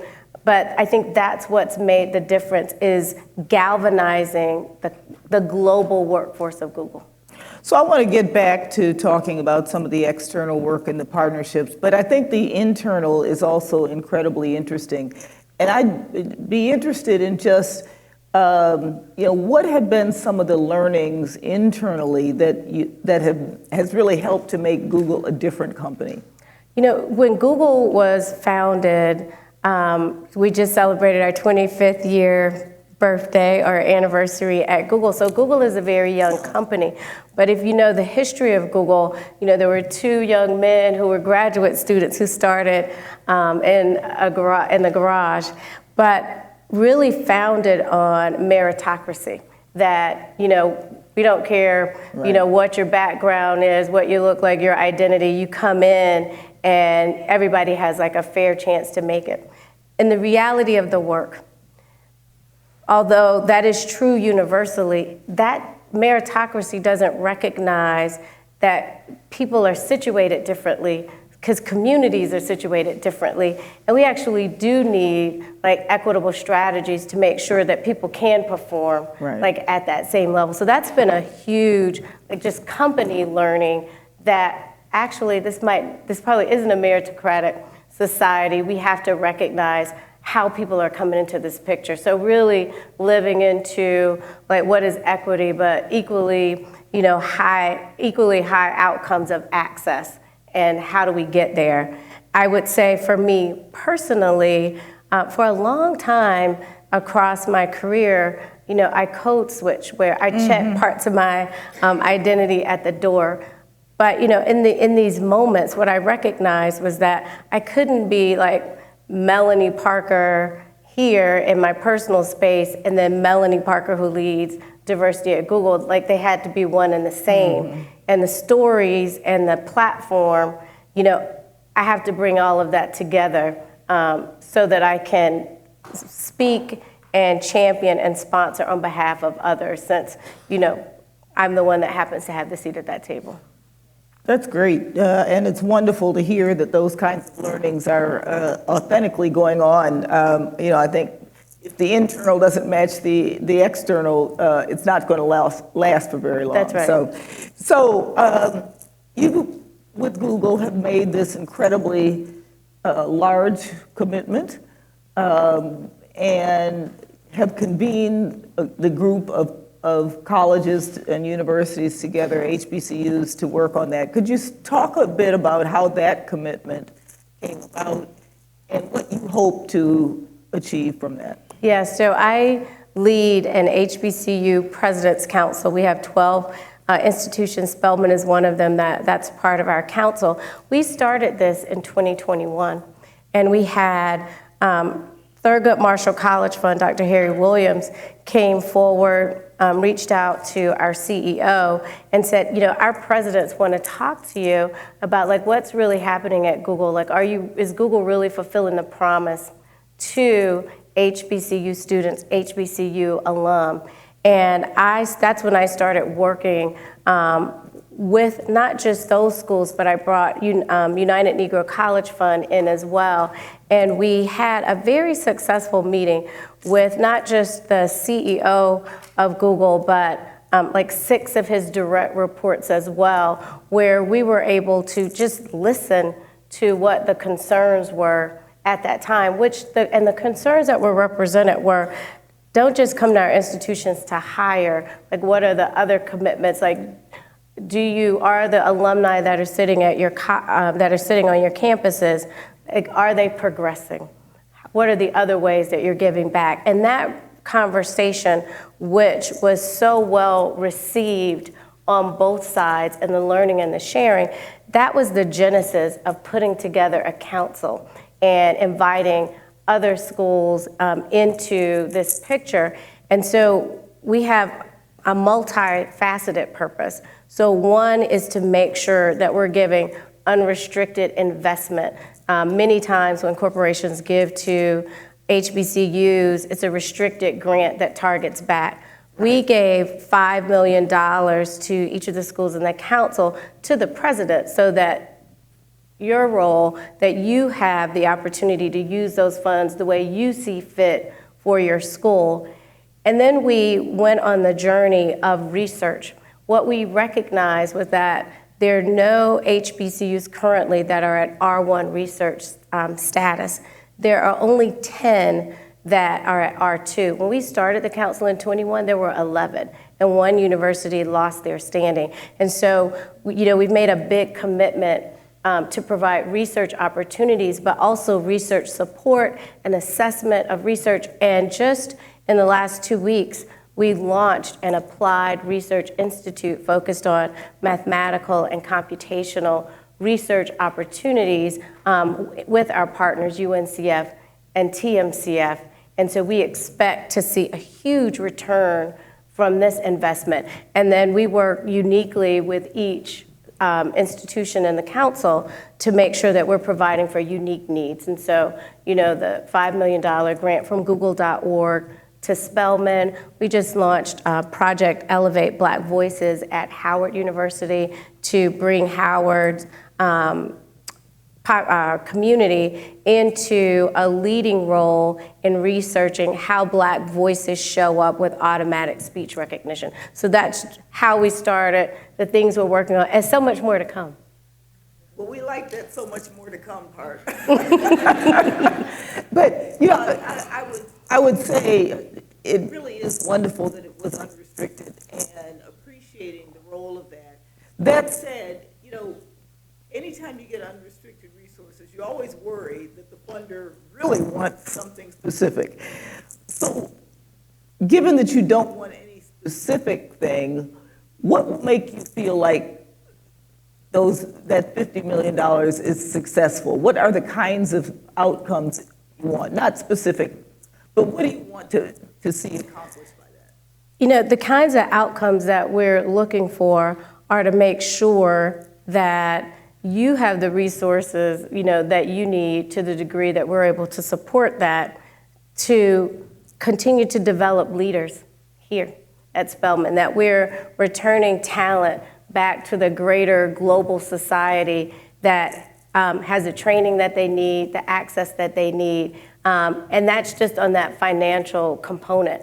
I mean, the total program is to make sure that we're able to use the resources that we have to ensure that you have the resources to develop this talent here at the school, but that you're also able to pour into the local community. And I think, you know, this unique vantage point of HBCUs is that our Black communities look to the HBCUs for support, for resources as well. And so we want to be a total part of that. Our Google mission is to be helpful and universally accessible, and we look after our creators, our users, and so HBCUs are a huge part of that.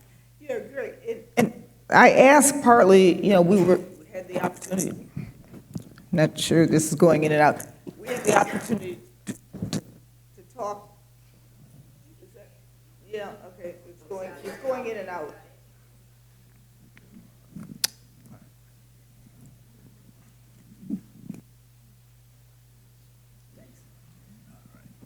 All right. We had the opportunity to talk a little bit beforehand about kind of a bigger vision. And, clearly we are thrilled with the work that we're doing in partnership with you. We know that there's a lot of opportunities for some of the things that can make a difference for individuals, our students, our faculty, but it's really by thinking about systems change and institution strengthening that I think some of these gifts can have the longest sustainable impact. So could you talk a bit about kind of your bigger view of what you hope this partnership with Spelman, but more broadly with the HBC community could accomplish? Yes, I am hopeful for a bigger collective, like a community of practice across HBCUs where we're leveraging all of the strengths across each of the institutions for the greater good, because each HBCU is doing something slightly different, slightly similar. There are different initiatives, but there is so much power in doing that work collectively. There's also power in ensuring that smaller HBCUs or less resourced can bring the power that we're creating as well. And so my big vision is like the greater we, where we are all, working together collectively, we're bringing others along, and at the same time, we're cranking out leaders and scientists and engineers and artists that go back into greater society, that there's this big machine that, we have now collectively done on that global platform. And I believe it's a global platform, not just an American platform. So, yeah, I would agree. And I really think that idea of the network that we're creating is something that can be very powerful. Now, you've also focused a lot on Black women specifically. And maybe you might want to say a little bit about our partnership, but also in general, what you think it's going to take to really make a difference in the underrepresentation, to really correct for that underrepresentation of Black women in technology. Yes, and so, here at Spelman, we have the Women of Color database that we are creating for Black, Latinx, and Indigenous women. We have Google developers working side by side. Nicole Brenner, who's sitting here in the front row, leads this effort from Google's foundation, google.org, and we're really excited. This is like the first ever Women of Color STEM database. So this is gonna have tremendous value, like sustainable, long-lasting impact. And earlier when we were talking, I was saying to Dr. Gayle, like all of this work should outlive and outlast both of us. Like that's what we're going for from a legacy and a sustainability standpoint. But when I joined Google about 6.5 years ago, Black women were leaving Google faster than any other group of women. And we've been able to turn that around, and we've now closed some of those gaps.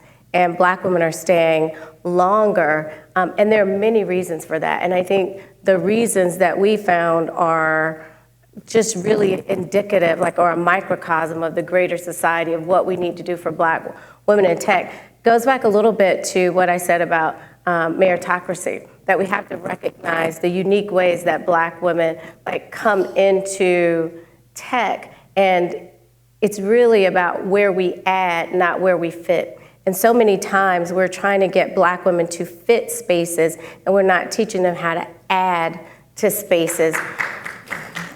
Thank you.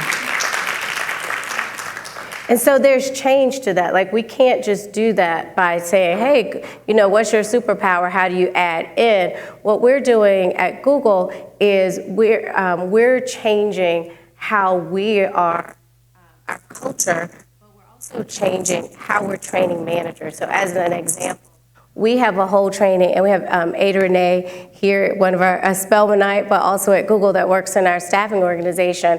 But we've trained over 10,000 managers on how do you assess culture add, what's missing in your organization, and what do you need to add to it. So we have a whole set of inclusive hiring principles, because we have to make sure that we're ready for you when you come in, and that we recognize that we're not trying to fit you into something that doesn't, reflect who you are. So it's on all sides of that that we have to work on that. And that's really where the collective comes in, and the power of the collective.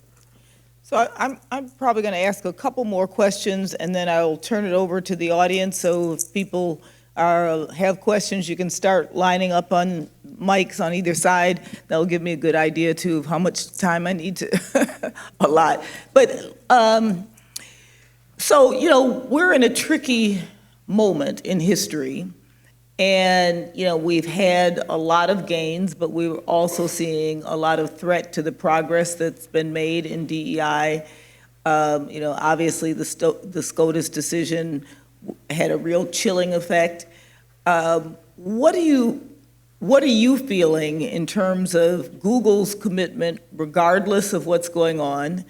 And more broadly, what are you hearing from your corporate partners and others in this space? And what should an institution like ours be preparing ourselves for to make sure that this commitment to DEI is maintained? It's such a key inflection moment, as you point out. As I think about it, though, my parents marched with Dr. Martin Luther King in the 60s. History tells us that we've been here before, and where we make progress, there's fear about that progress, there's backlash, but we keep going forward. And so I have hope in this moment that we won't just stand strong, we'll move strong, and we'll move strong together. And so we have to continue to move that forward. I also feel very fortunate to be at Google. I have an incredible CEO, Sundar Pichai, who gets this work, gets us, gets me, and unapologetically stands for the work that we do in racial equity in the Black community. I think that's evidenced by he participates so well in the council and is so generous with what do we need to do. Across this industry, what we see is a lot of misinformation and fear. The SCOTUS decision on affirmative action, that really centers on universities. Corporations still have responsibility under the EEOC to ensure affirmative action, that groups that have historically been denied full participation in the workforce, that we're still taking affirmative, which means extra efforts to close those gaps. And so we see that people don't understand it, or there's fear about it, or how do we get ready for something that we haven't seen yet? And so that's where we have to continue to educate, continue to let people know what the obligations are at the same time, and then continue to really speak for, request, and demand the things that are right to see. It's where I have a lot of hope in Gen Z. And Gen Z is like, here's where I at, here's what I need, here's what it looks like, and we need that. Great. I will start with some of the questions. Yes, ladies. Dr. Gayle and Chief of Google. Welcome, Chief. That's my new title. Welcome to Spelman. My name's Renee Fasson. I'm the class of 91, 92. And I have a question for you. You mentioned that you would like to see women of color be added to the space at Google. And I feel like I bring a ton of ideas. I can bring a ton of ideas to Google. How do I sign up for the vendor program? Can you give us some insightful information for that at this time? We can. So we have a very robust vendor program. So I'm looking over here at which one of my Googler colleagues. I'm looking at Ada Renee, but Ada, can you take that? Okay, so can you see Ada and we'll Yes, make sure ma'am. that you have it. Thank you, ladies. This is a determined woman. She accosted me in the grocery store the other day. Not accosted me, anyway. I call that proactive. Hi there. My name is Brady Stevens. I'm class of 2015. I'm also the chief of staff to the head of mobility at Uber. So I had a question. You spoke about ways to make impact, that you make impact at HBCUs, specifically Spelman College. But you also mentioned how you're able to support within the Google org the development of grads. Could you speak a bit more about how Google has been able to retain and develop this talent? Yes, so in actually many different ways. So there's like no one way to do that.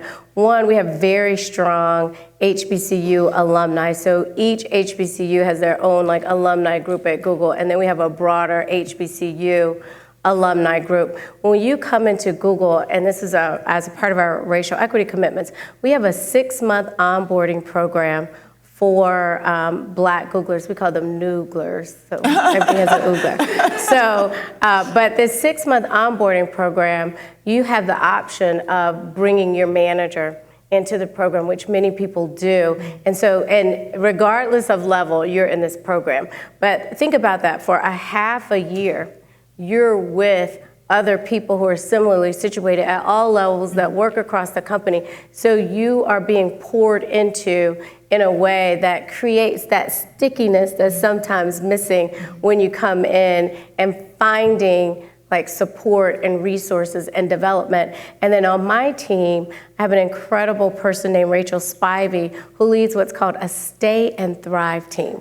So we provide retention case management to Black and brown Googlers. And so what my team does, if you think about like case management, they make big Google like small enough for people to navigate, and they get in there and understand what's happening.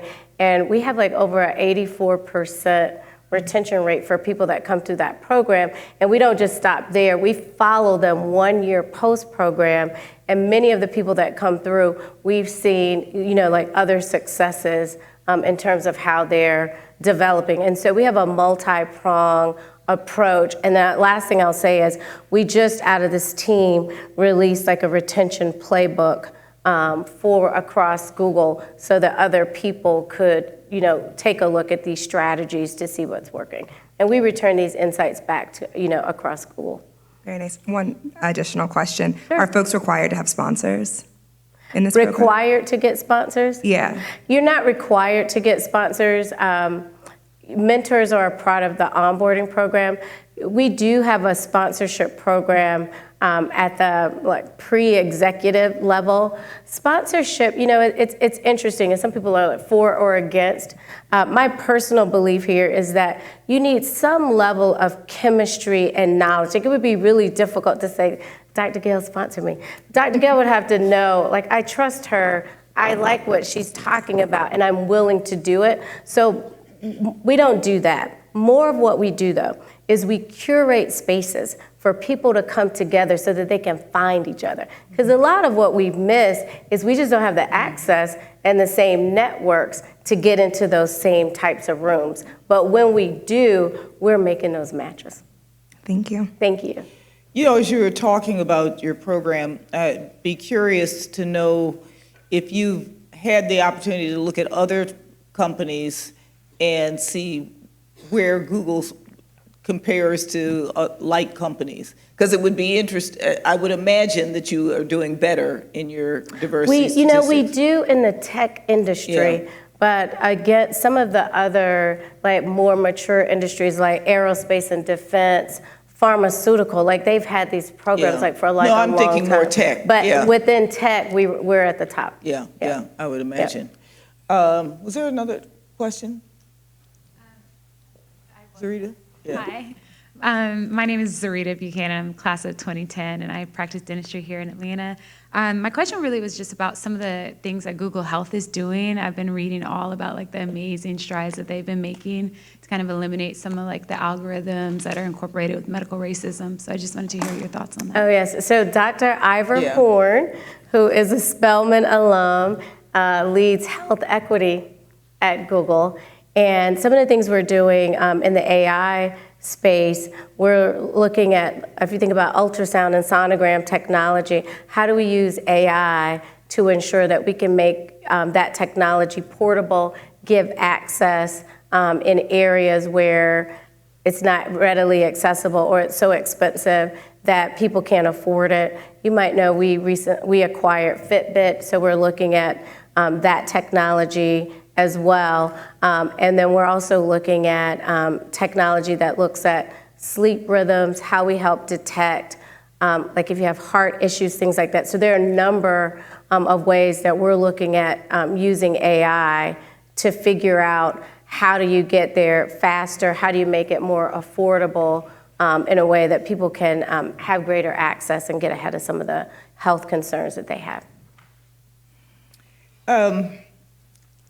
Next question, yes. Hi, Thee Smith again here, Faculty Emeritus, Religion Department at Emory University, representing my mother, who's a class of 46, 97 years old, still pastoring our house church.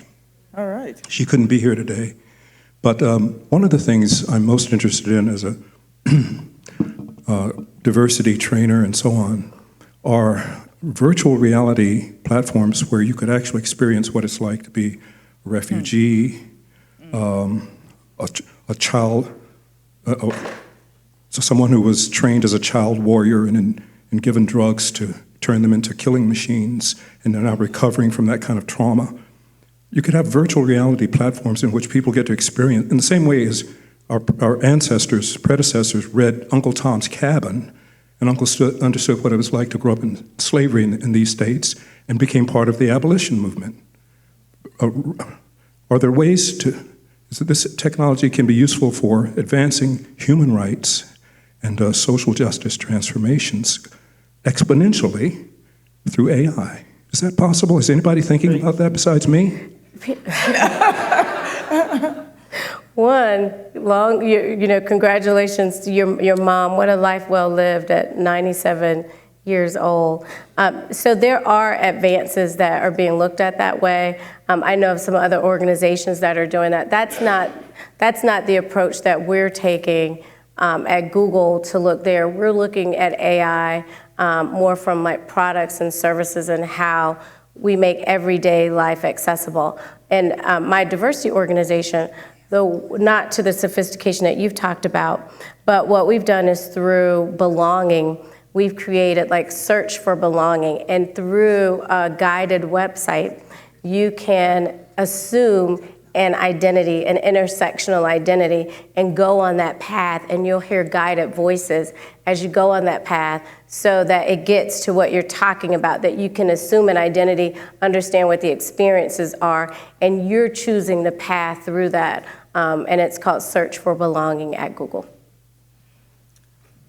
So since we had one of our elders give a question, we wanted to have one of our youngest people ask a question. Excuse me, ask your question, young lady. And say your name and how old you are. I am Melonie Ryans, and I am 10 years old. What's your question, honey? Take a deep breath. You got it. We're going to wait for you. So, take your time. It's okay. We're going to wait for you. Let's go ahead and take a minute. I think you were asking something about what is the future for a 10-year-old girl in technology?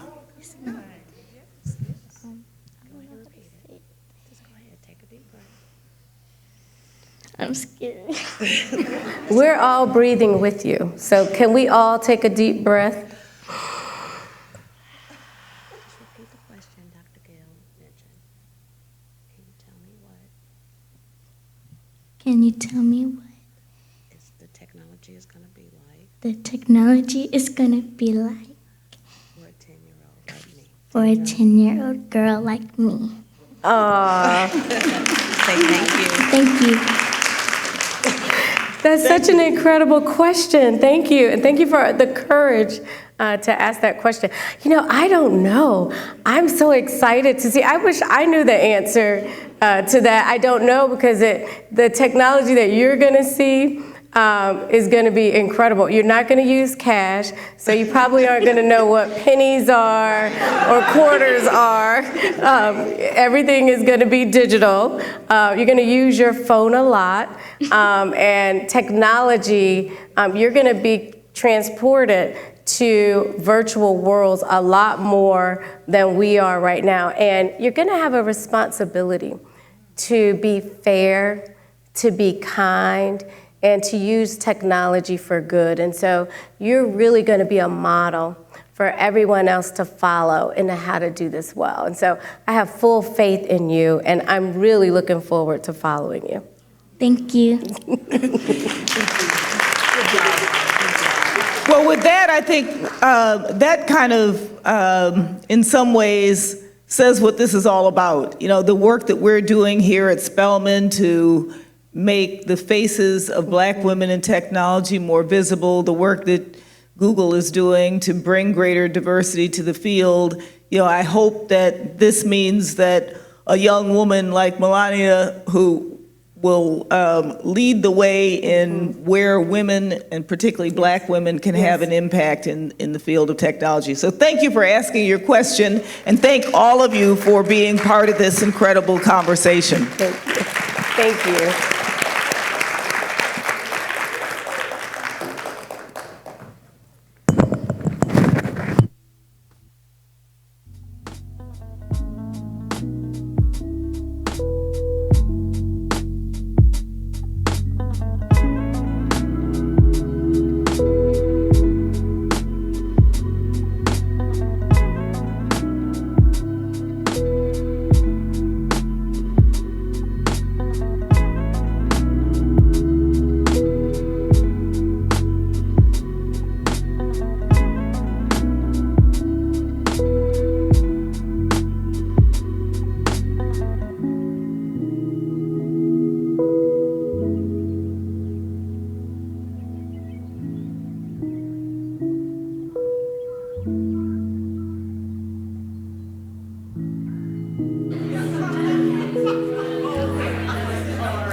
Hello, everyone. Thank you so much for coming today.